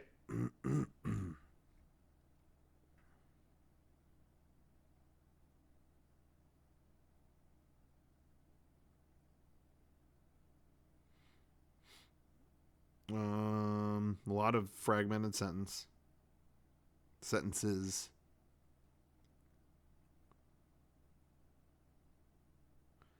We have got to stop electing 70-plus-year-old dudes. I mean, that's not even political. That's just an ongoing thought that I have all the time. I get at least one message a day that is basically, why did you take name of video down? And 99.9% of the time, I have no idea what it is and had nothing to do with taking it down. That does happen a lot. Why did you take this down? I don't know. I have no idea. Well, this video's down. I don't know.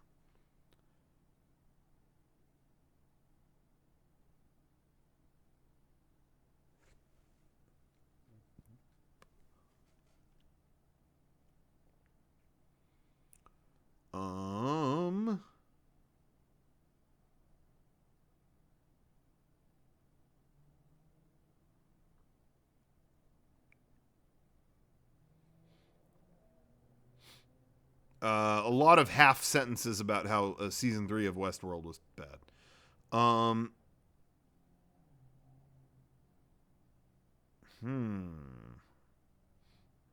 Let's keep going.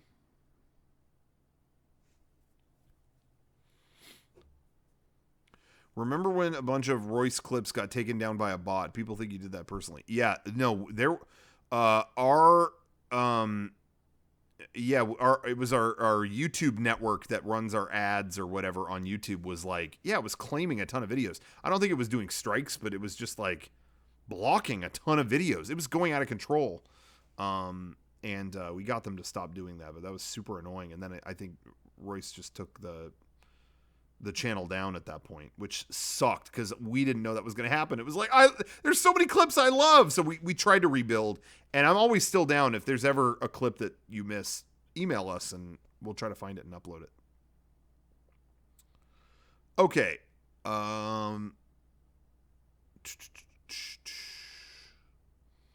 I've been really enjoying White People Learn About Private Businesses Month.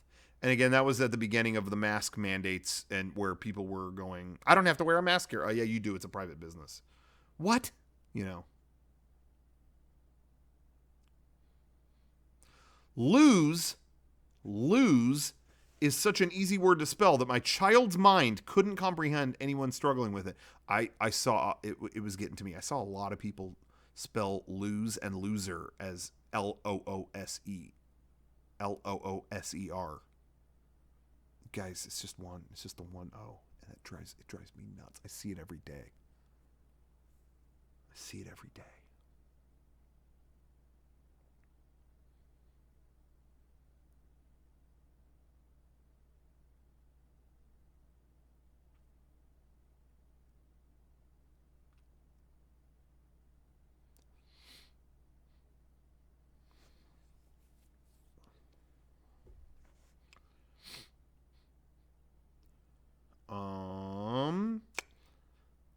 This one I want to read, but there's like a criminal thing attached to it.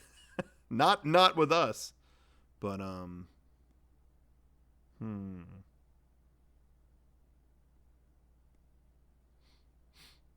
I went somewhere, basically the gist of it, I don't want to read every detail here, but I went somewhere, parked my car, and then my car, when I came back, everything was taped off, like police tape around my car. And it's because a guy did a hit and run, killed someone, and they tried to hide the car behind mine, because I have a bigger vehicle, and they tried to hide their smaller vehicle like behind it so that from the street people couldn't see it. And this was like, yeah, it was on the news and stuff like that. But when I got there, police were asking me questions. Did you see anything? Did you whatever? And I'm like, I wasn't here. I'm walking up. And what I thought somebody vandalized a bunch of cars, which I was scared because I thought maybe someone damaged my car. I couldn't see the front of my car at the time. And I'm looking over at their windshield because someone was standing in front of it, but I'm looking over at their windshield and there's like a hole through the windshield. There's a big hole through it. Like someone threw a big stone, like a big rock, and threw it through the windshield. And I'm like, dude, is someone just wrecking cars over here?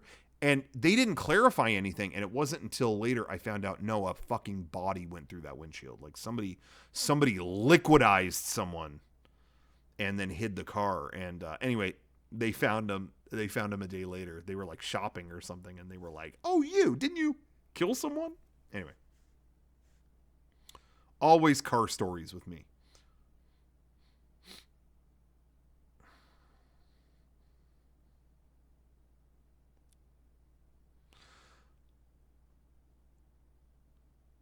Did I plan to pre-order the NECA Toys Goliath figure? No, I thought that was really cool. NECA's doing gargoyles figures, but I never really watched gargoyles, so I didn't get it. I feel mildly bad anytime I post a picture of myself because, one, I often unfollow people for posting selfies a little too much. Two, confronting years of my own unchecked douche behavior as an online personality caught in a reality distortion field has warped my self-perception. Three, I look dumb. I don't know if I ever tweeted that. Maybe I did.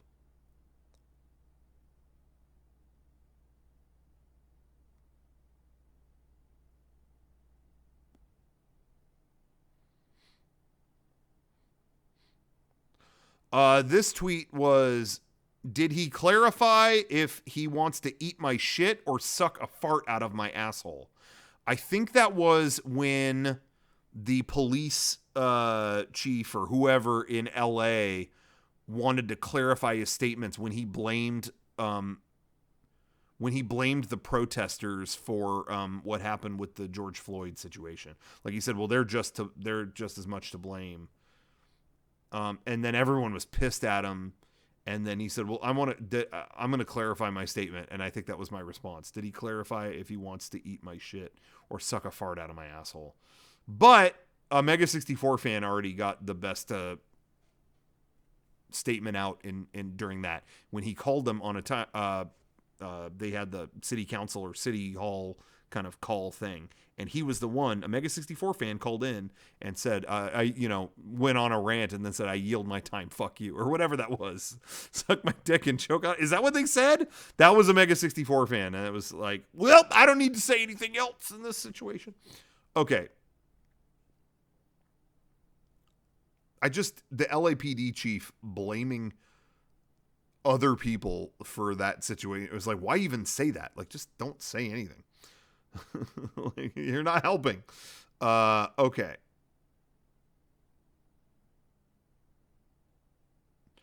Taking a personal moment to say that even though we didn't celebrate our day today, this summer still marks 17 years of Mega 64. Aw. That'll be 18 coming up in the next couple months. It'll be 18. It's really incredible. Okay, this is a tweet I've almost revisited. I think I've read it to a couple people here and they didn't laugh. So I need to know once and for all if this is worth tweeting. You need to tell me. I'm gonna read it. You tell me, okay? But you kind of have to see it written out. I go to macrumors.com for Apple rumors and markrumors.com for Double Dare updates.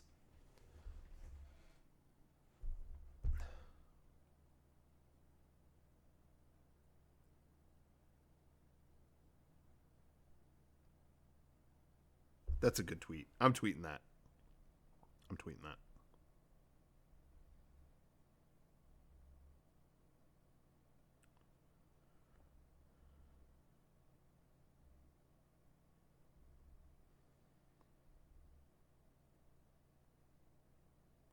What is Mark Rumors? Let's check it out. Oh, there's nothing there. Okay, good. I'm proud of that tweet. Thank you guys. Thank you guys very much. You made me feel really good about that.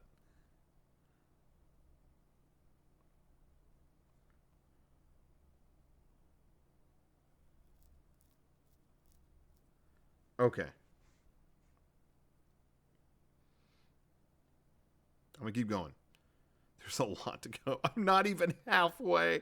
But here's the thing. I think a lot of these new ones, in later updates, I think it saved a lot of things that I didn't intend to save. So a lot of this is garbage. We'll probably go pretty quick. I don't think this is all like, I'm going to have to read all this, you know?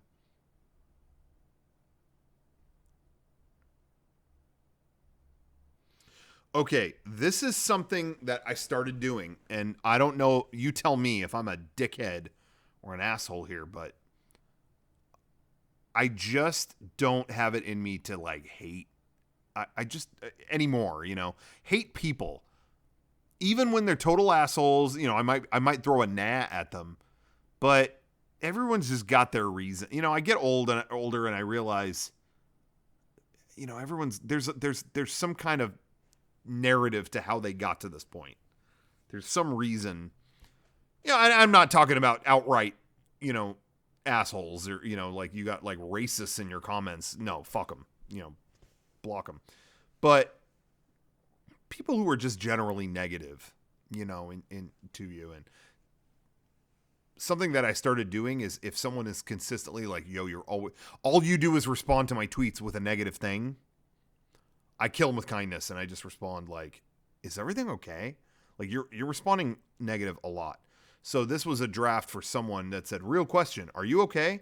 I'm not trying to be a jerk at all, but your responses to me are overwhelmingly negative and it's concerning. I promise I'm not making fun. I want to reach out and make sure you're okay. I'm telling you, I've done this a few times and almost every time they block me. I think one guy took the opportunity to talk to me. And it was a great conversation, and I talked with them. But I just feel like I would rather diffuse it that way than, yeah, fuck off, you know. I don't know. Now that I'm getting older, I just kind of see things as less of a, you know, it's not a bag of shit on my doorstep. It's just like, you know, there's people who really do follow, and they just, like maybe they grew out of my stuff or whatever, or they're going through a hard time and they use it to, you know, punching bag kind of thing. And so that's how I respond. And 9 times out of 10, they block. They just go, what, block.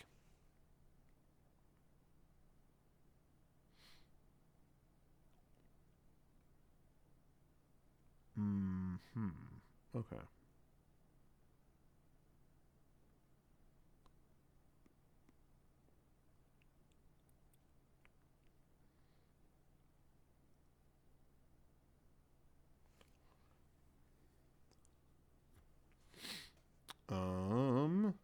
Where am I at? Sorry, there's so many fragments of sentences. A lot of people on my timeline retweeting something from a retired Imagineer, but I'm blocked by them. I'm racking my brain to figure out why that would be. Was it me like saying I like the new Soren? There is seriously there's an old Imagineer that people retweet all the time, and they blocked me, and I'm like, what did I do? I literally love everything you've ever made and nothing else. So okay, this is an angry tweet because there was a video going around of a couple guys just sitting in their car saying, In and Out, this is so mediocre, right? These are like the worst fries ever. Yep. This burger is like completely mediocre. Just shitting on In and Out. And I said, and I felt like I was defending a fast food place a little too much, so I held back. But my tweet was, that In and Out video going viral is dumb. It's a fresh burger for give or take $3 in California in 2020 with clean presentation, and they pay and they benefit the hell out of their employees. If some douche made you think that meat and cheese and bread were going to transport you, then that's on you. Try Hardee's. That was my angry tweet. And then I was like, yo, Rocco, it's just food. But I think I did get a burger. I think I put a burger in my mouth instead of tweeting. So that's what worked out. That was a mic drop, you know. Boom.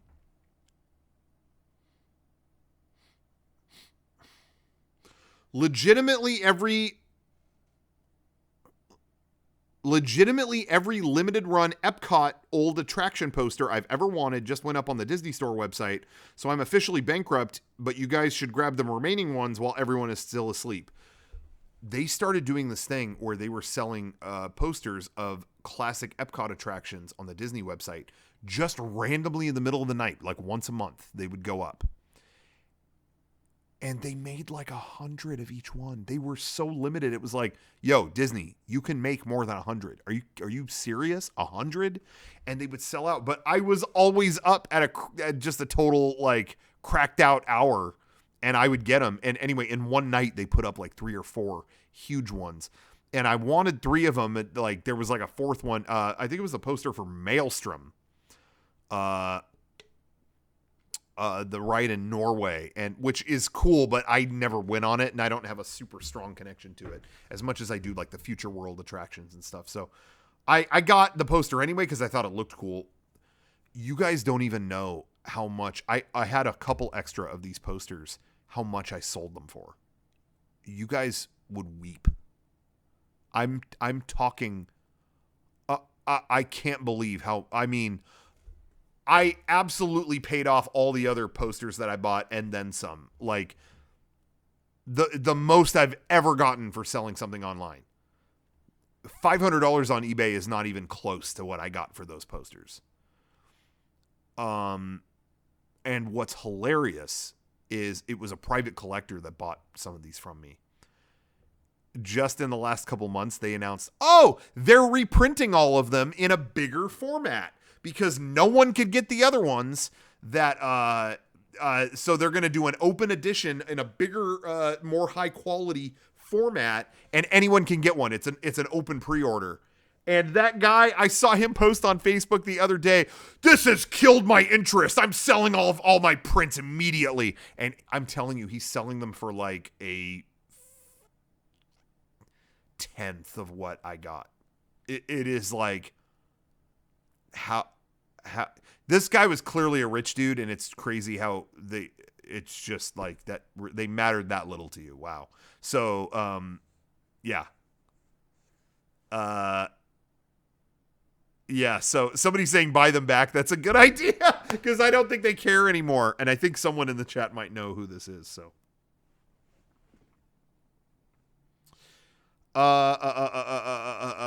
anyway, so I was happy I had screwed up hours. Oh, man.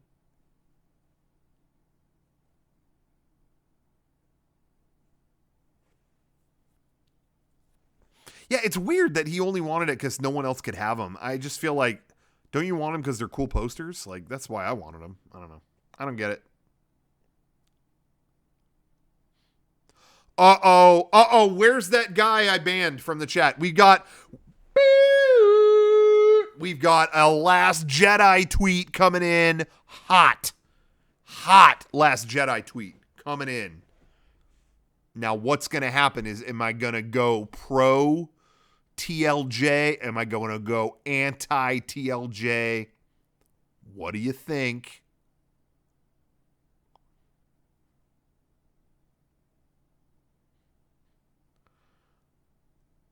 Cody Jones in the chat says, you've had a lot of times where having a weird schedule worked out for your collector side. It worked out again. Because I told you, like, I was up early. Even though I was working late, I was up early. Screwed up schedule. I got, this is, I don't know how to feel about this. I'm being real. I'm being 100% real. I'm not going, I'm not trying to, like, fence sit the situation. I got reservations to Disneyland.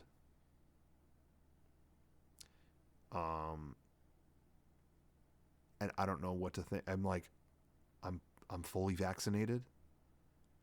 I might go to Disneyland. In my mind, that's impossible. In my mind, I'm still going, you can't go to that. You can't. But my reservation is far enough out. I'm going to let other people go for weeks and weeks. ahead of me. And, I'm going to be like, yo, does that look cool? Does it look fun? Or does it look, whack? People coughing on each other, or, people, taking a shit in the middle of the, I don't know what's going to happen.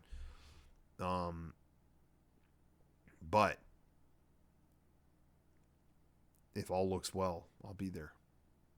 And it's hard to think about. So anyway, I got those easily because I was up at a weird hour.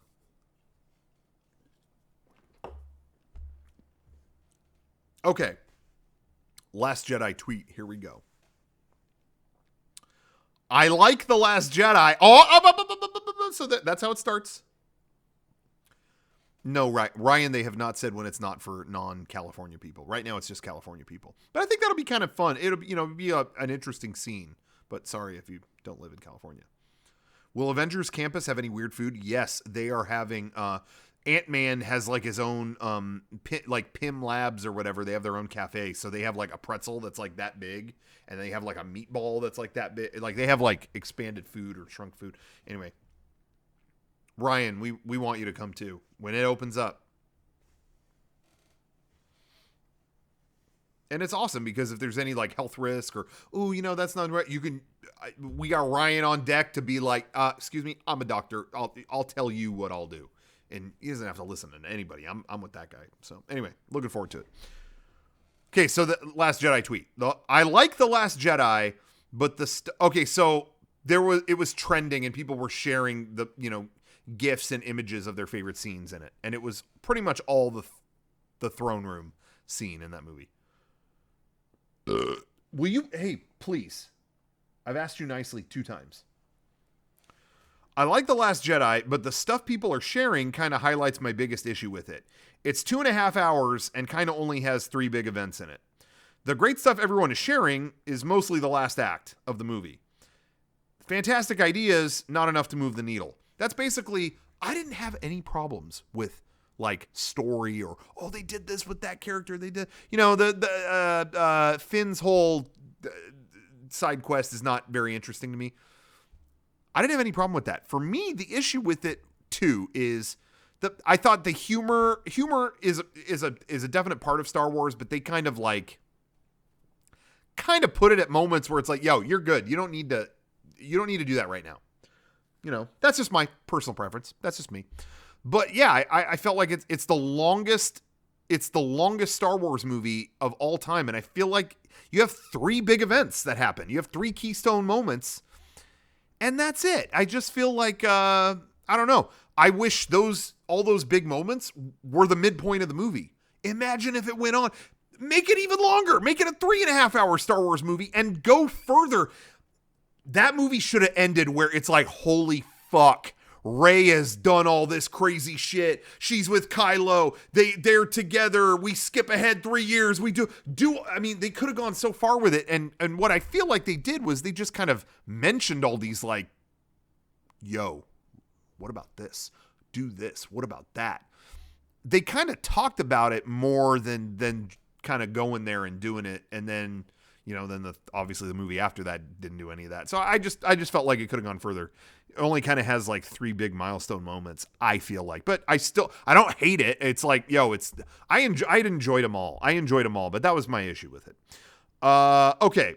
Return of the Jedi is trending. Remember, the Ewoks didn't suck. You sucked. I think I did later tweet that.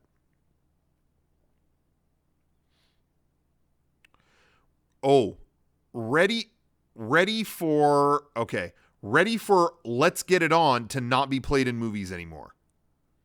That's a good tweet because I think that is the number one cliche I'm ready to eliminate.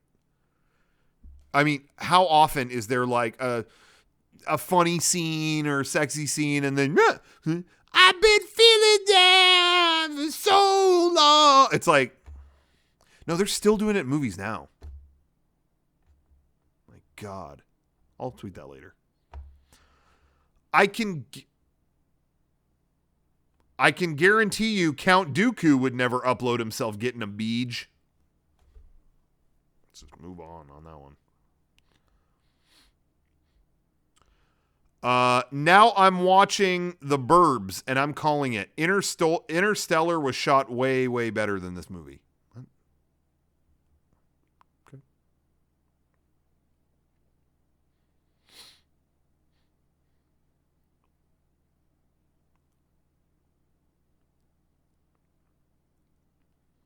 Yeah, The Burbs with Tom Hanks. That was a good movie. I liked it.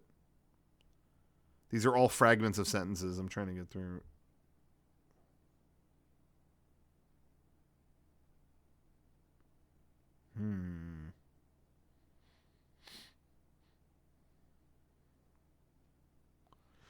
Uh, Day off equals jack off. Is that a good tweet? I don't know. I just feel like I don't know. I just feel like it could go wrong. All right, I'm tweeting that. At least now there's an excuse. I blame you guys. Oh, it's someone saying in the chat. Well, guess what? You're outnumbered. A lot of people saying 10 out of 10. Best tweet they've ever heard. So, face the music.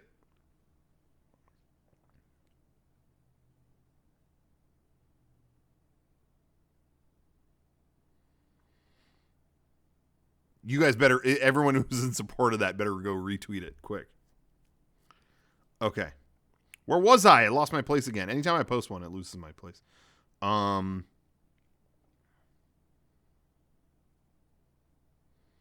Not going to check out any Suicide Squad stuff. I think I was really bummed out that I waited to see what Rockstar Games, Rocksteady Games, what their next game was. We waited years for that. And then once it was Suicide Squad, I was like, oh man, now I got to wait 4 more years to find out what your next game is because I'm not going to play this one. I love everyone at Rocksteady, but I'm not doing that. Okay.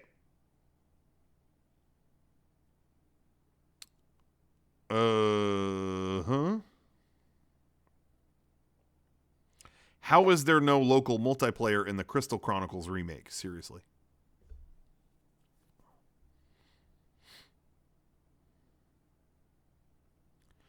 This was a quote tweeting the Slooshy clip that we made for the Aquabat Super Show where the kids are drinking pink shakes made of sushi. And I said, these kids were actually drinking melted ice cream. They were hyper as hell after that. Happy Power Rangers Day. This was on August 28th. Thank you to the Power Rangers for saving our city once again. You beat Cyclopsis and used solar energy or whatever that was. Still not sure who Lokar is, but thank you for killing it. I don't know. Why didn't I tweet that? That's a great tweet. Oh my God, dude. The mic is on. Fuck.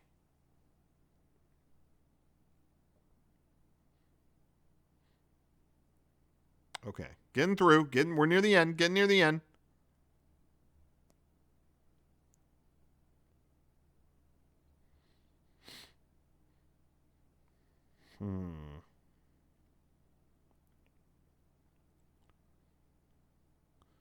There is one dude in the mentions of every person I've ever known. Yeah, that's actually true. There's someone who's in the mentions of everyone I've ever known in my entire life.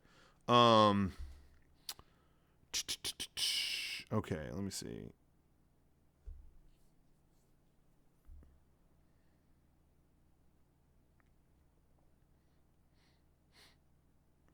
iPhone versus Android tweet. iPhone users 8 years late to widgets. Android users 10 years late to the realization no one cares if they had something first.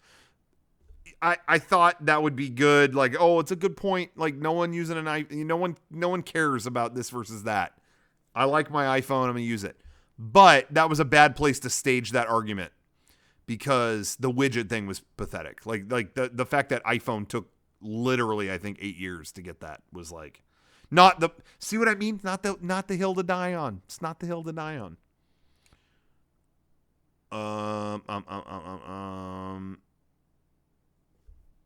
Cannot imagine having iMessage. That's still true. I can't imagine not having iMessage. I use iMessage in so many ways, and so many parts of it I use it to talk to people and pay people. I pay people through that. I can't imagine not you. I just use it so much. And it's so funny. I'm going to go off on Android users a little bit that all the time I hear, oh, does it really matter? We send texts. Oh, we send texts all the time. Does it really matter what text color it is? It has to be blue. What's wrong with green? On Android, it doesn't matter. It's like, I don't know. Apple has one messaging service that does so many things at once. And it's media rich and it's all these things. I can't imagine not having that on a daily basis. That's all. I'm not saying that there aren't great Android phones, but they have yet to put something forward like that. A platform like iMessage, or if they just straight up had the iMessage app on an Android phone or whatever as its own app, that would be cool. But Apple's not going to let that happen. Anyway.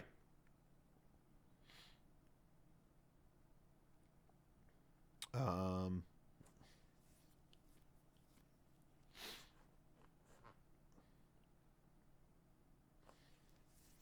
lot of fragments here. Sorry.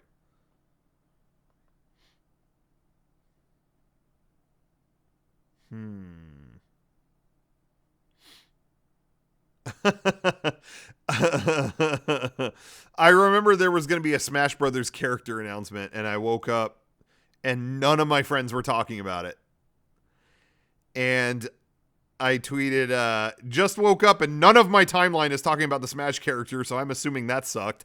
I think it ended up being either the Minecraft guy or Blylith or something, or what was it?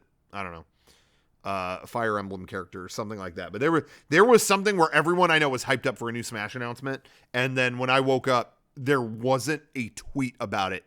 It was like it never happened. I was like, well, that probably sucked.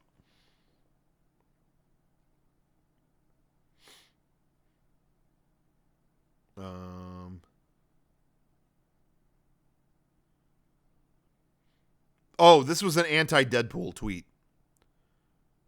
I was doing an impression of what people told me about the Deadpool movie. It's not actually as bad as you'd think it would be. Like, it's actually pretty funny. Watch his scene where they eat Thanksgiving dinner out of someone's asshole. Okay, just skip this part. It gets better, I promise. Sorry, but I didn't like that movie.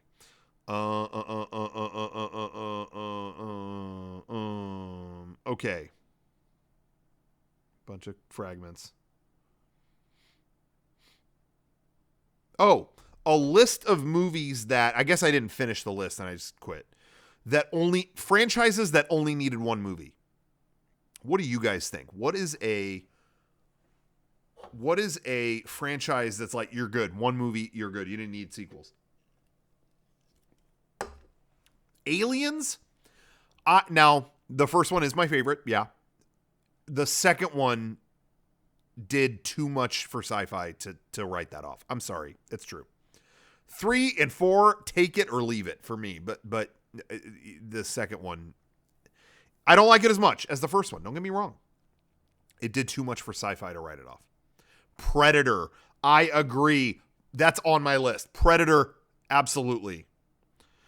Jurassic Park, sorry. Just the one. We're good. Lesson learned. Jaws. Yep. We got the shark. Yep.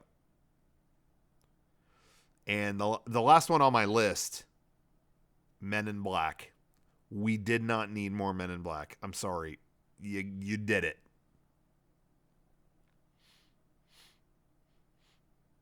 Okay. Yeah, Rambo's, First Blood. That did not need sequels, in my opinion. Let me see. I hope you're ready for a musical P. What does that even mean? A musical? It's the letter P. Like, it stopped there. A musical what? A musical penis? What was that supposed to be? Musical peanut?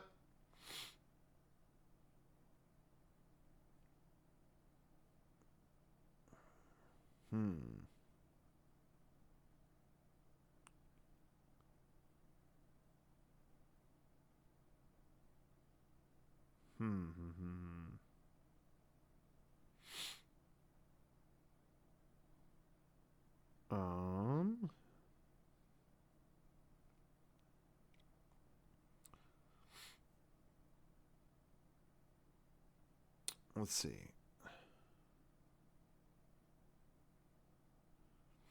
Oh, this was during the election. I actually think Joe Biden is doing pretty damn good, considering not one person I know was ever hyped to vote for Joe Biden. I mean, I'm just being honest. Sounds like Donald Trump isn't going to be president anymore. I think I did tweet that.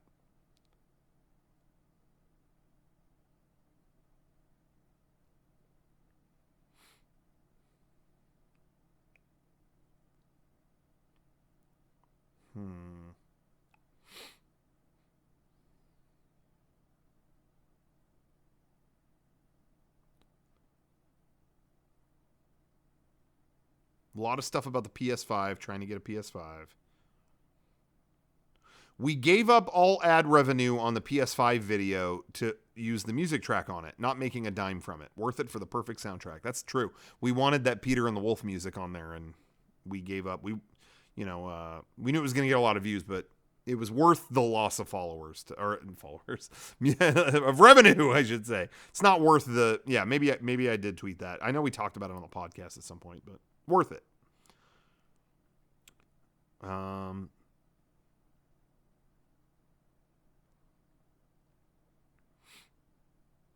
this was a controversial one. We're almost done, guys. We're almost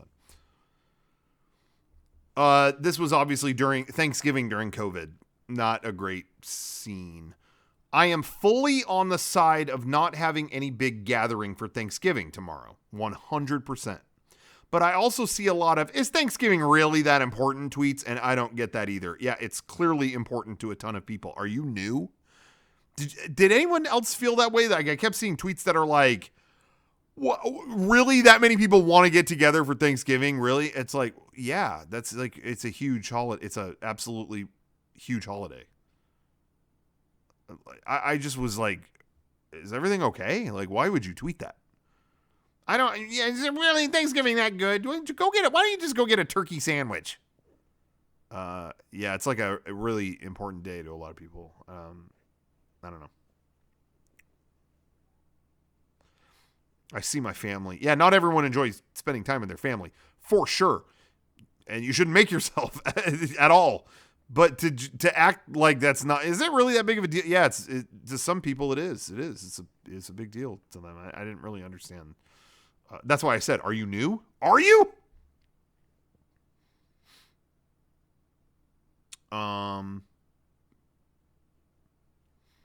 This is quote tweeting. Yeah, I'm not talking. Yeah, some people do not want to see their family, and I totally get that. But other people, are doing stuff. So I just felt like asking, is this day that big of a deal to people? You already know the answer.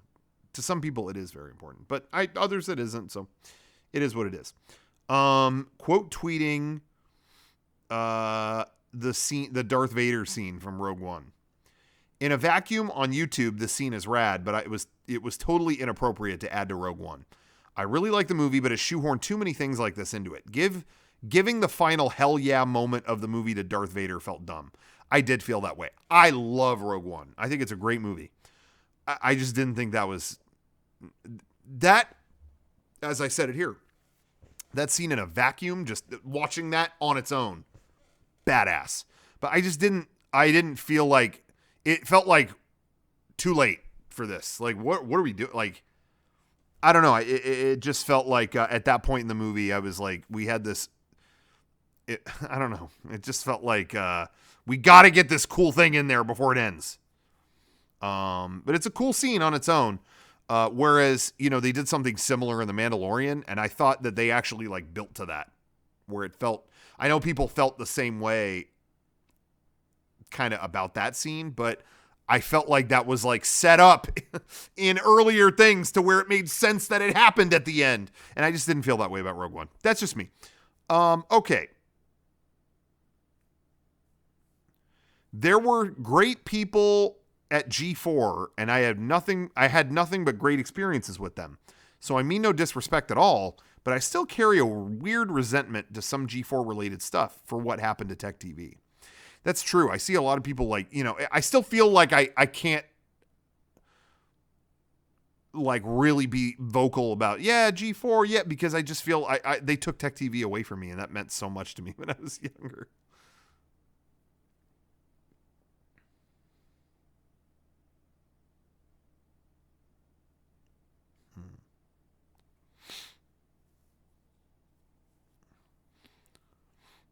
Justin in the chat is asking if I'm single. They have a whole plan.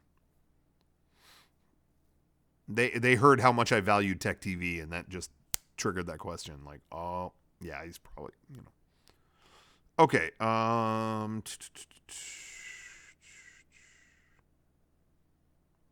Oh, this was I didn't post this, but this was quote tweeting the video we did called Quadruple A Games, and how hard it would be to make quadruple A games if they made those.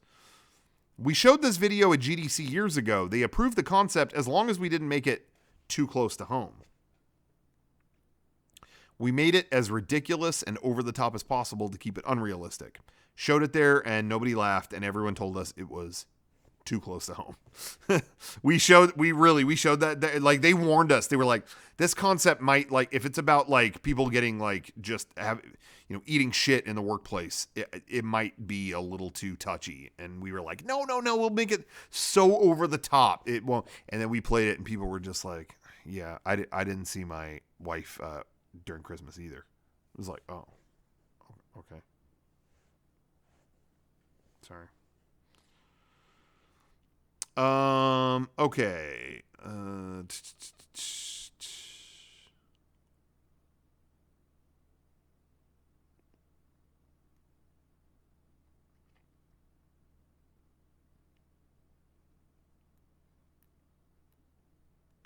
Okay, almost done here. Let's see.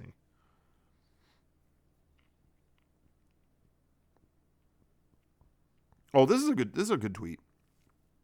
I don't know if I'm going to do this tonight, but I don't think anyone at the post office has the right to say I'm too horny. I don't think that's legally their call. That's a good tweet. I think that's a solid tweet.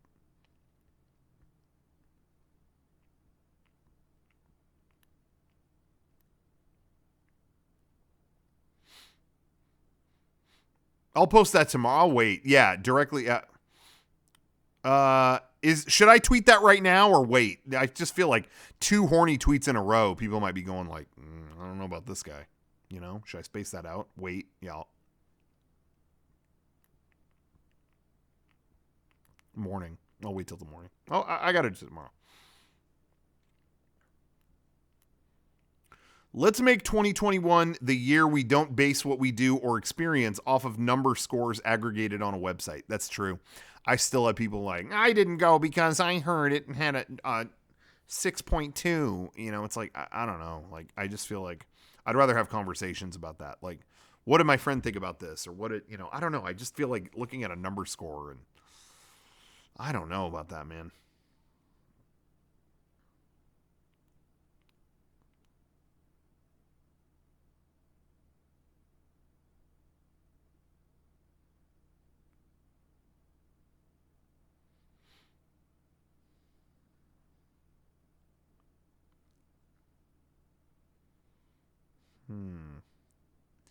It's weird to me so many people are judging this off the exterior building. That is in reference to they're building a Star Wars hotel in Florida, and it makes no sense to me that people post pictures of it's a themed experience where you're going to go inside a shuttle and you're never going to see the outside world. They shuttle you off into some facility where you're aboard a spaceship. You don't see the outside of the hotel at any point. But people keep getting aerial shots and drone shots of the like warehouse looking building that it's going to be in, and all the comments are, "This looks like a prison. I don't want to stay here. It looks like a prison." You're never going to see the exterior. Like, they bring you in through a shuttle with no windows. Like, it's like you're going through deep space. It looks. I don't want to stay in a prison.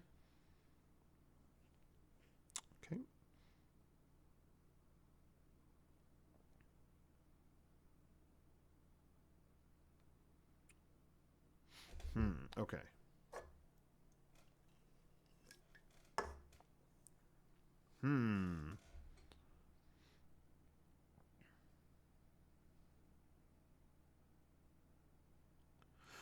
There was a night that there was like way too much Final Fantasy 14 news coming out of some event.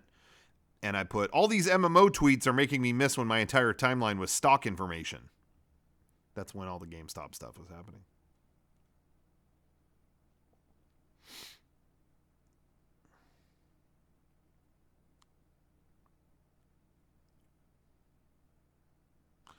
I just want to say thank you to whoever is designing Wanda Maximoff's costumes. Okay, that was kind of a horny tweet. That was, it was innocently written enough, but I know where that came from. Didn't need to be tweeted.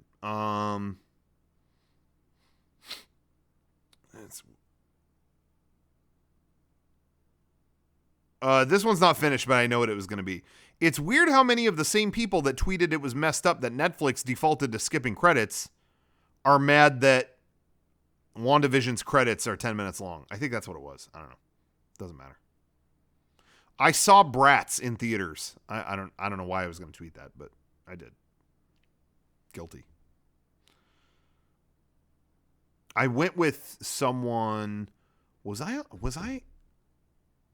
a date? I'm trying to remember. But we went to kind of like, there's no good movies. Like, let's this would be funny, right? And then I remember we went and I made some there was no one else in the theater, so I was doing like Mystery Science Theater shit. I was like, "Oh, look, it's so and so," and they went, "Would you be quiet, please?" And it was like, "Oh, I thought we were seeing this because it was stupid." Okay.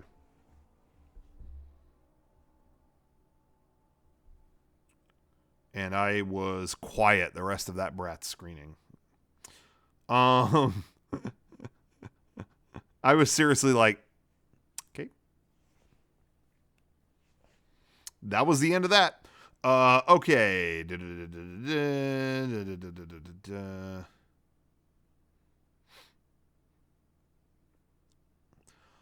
Tell me, I don't know if this is an insightful tweet or not, but I see this happen a lot. I always see Batman get lumped into bad example for boys processing emotions debates. And maybe there's forms of the character that are, but the animated series had an episode where Batman literally tries to help Two-Face find a therapist. I don't know. That's really true. Like, there's bad shit happening with Two-Face, and he's like, Harvey, I can, if you need someone to talk to, I can help you find a therapist. Like, he literally is, I don't know. That always bugged me when people, he's a bad example. He locking away his emotion. I don't know. I remember Batman the Animated Series, like he was like a fleshed out person. I don't know. Oddly satisfying ASMR Lilith pulls hands off cross nails 10-hour loop. Is that a good tweet? I don't know if is that a good tweet?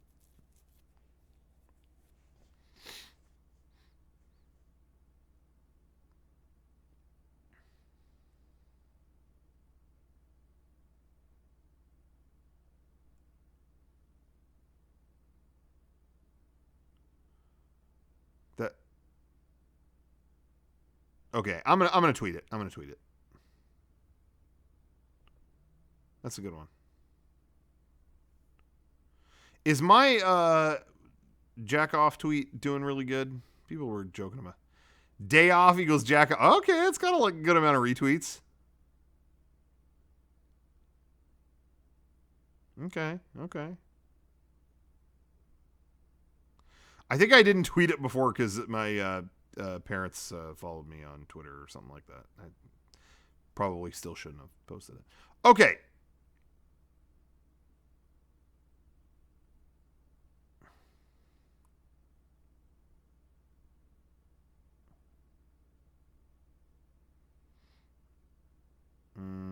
Okay, sorry, almost done.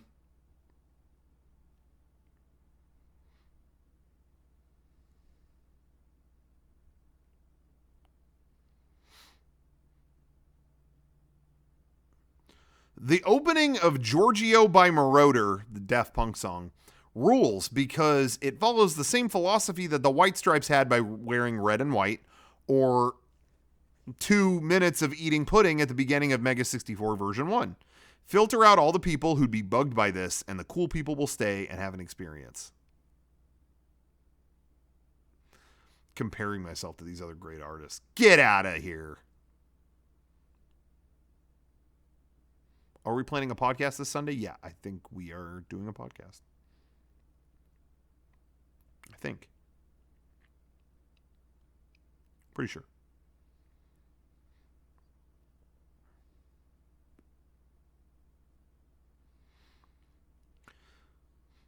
Matrix 4 is supposed to be on HBO Max, but also in theaters in December. I've seen lots of articles like, yeah, we'll see if it's safe to go.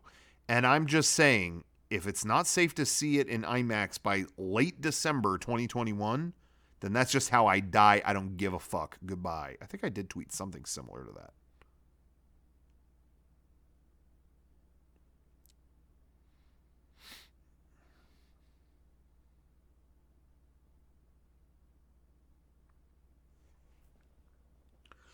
I see this tweet once every couple months or so and extend the length of my shorts an inch every time just to spite it. Wear whatever the fuck you want. I think this is in response to, I feel like I keep seeing memes about like, you know, oh, men's long shorts are ugly. Knee-length shorts are ugly. It's always like, there's a weird amount of like shows ripping apart, art shows, tweets ripping apart what men wear. Or like, men wear this because... And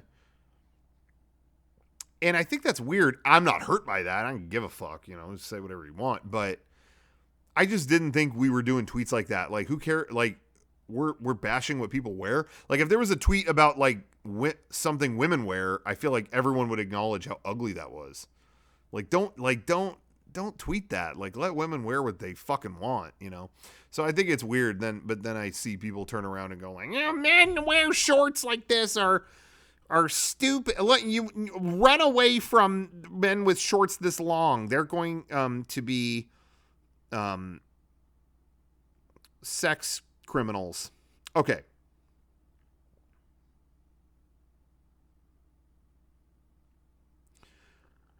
Don't care about the royal family. Not going to watch anything about that in any form.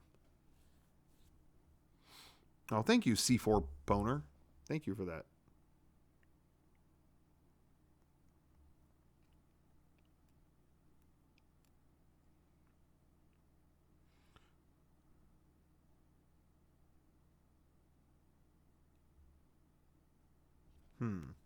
Oh, God, my neck.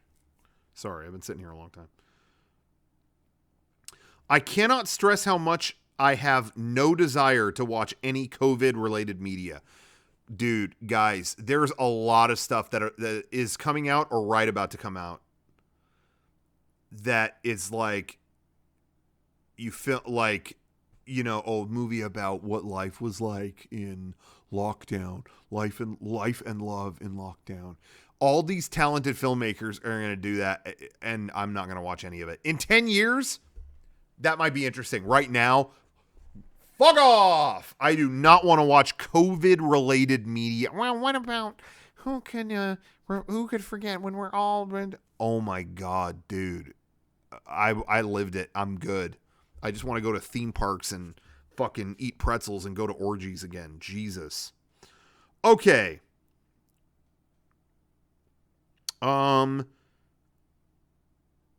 Adagio for Tron was fun.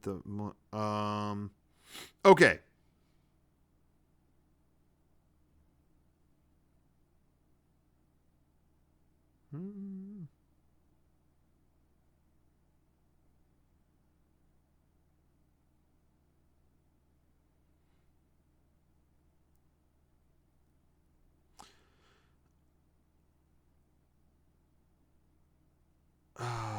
I'm reading that about the video. There's a game, an FMV game about video dating during lockdown. No, I don't want it.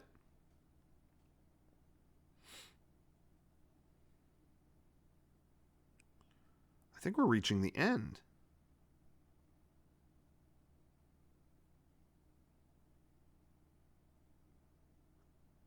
Yep, we are at the end.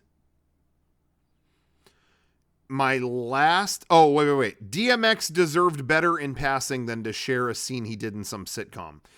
He passed away and people were like, isn't this beautiful what he said about these flowers? Here's him planting some flowers and talking about the love he puts into his plants. That's a scene from a shit sitcom. He did a cameo. That's it. Isn't it wonderful what he said about the flowers?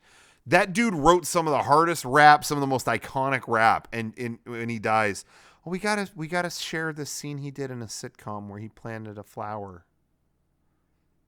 Mr. X just really just did a great look how meaningful these flowers were to him. It's not part of the script. Shut up. Okay, and then my most recent tweet draft was, I couldn't have sold it to a nicer guy. And what is that referring to? It's Disney CEO Bob Chapek. He purchased a $12.5 million mansion. And I said, couldn't have sold it to a nicer guy because it was my house. But I had to get a way bigger one because that one was... It was like living in a toilet. Anyway, thank you everybody for watching tonight. These have been my Twitter drafts. We went down to the depths and rose from the well below. I hope you enjoyed it. I hope you will join us in a few days. We are doing an event on this Tuesday, April 20th. Oh, what day is that? 4/20. Now, we need to talk about it. A lot of people are going to be doing something on that day. Dosing. That's right. Digital drugs are freely available on, you name it. YouTube, SoundCloud, they're there. And people might be dosing throughout the day. So we are going to provide a series of just weird visuals, weird streams. It's going to be a weird, kind of low-key weird thing. I don't know how to describe it, but it's going to be a fun stream. I hope you'll enjoy and join us, for that matter, in watching it. It's going to be just loose and weird. So it should be fun. But tomorrow morning, but that's going to start at noon on Tuesday. But I just found out Apple is doing an event stream, and we always like to, me and Sean will do those streams. We're hoping they'll announce the car. We're hoping they will. But that's going to be at 10 a.m. that day. So I think we'll just stream that and lead into the stream at noon. iDoser's Delight. There's going to be some fun surprises, just some fun stuff. It'll be a good time. Tomorrow morning, I believe we're going to debut the merch that we're going to have available that day. And we basically went into these merch designs, telling everyone like, hey, no rules, just do it. And so there's some pretty good items coming. So, it's very much in the spirit of what's happening that day. So anyway, so check that out tomorrow. But otherwise, April 20th, Tuesday, we're going to be streaming through the day. So again, some of you might be working, some of you might be doing something else. I don't know. I'm not going to ask questions, but put it on the background. It'll be fun. Yeah, that's about it for now. But thank you guys for watching very, very much. And we will see you next time on Futureprobe, my stream every Thursday night, 7 o'clock. And I'm gonna add one last draft to Twitter tonight. I'm gonna put, I had a very fun night tonight. And years from now, when I go through my drafts again, I'll see that and go, ooh, I wonder what night that was. Okay. Okay, the app crashed. The app just crashed. All right. Fuck it.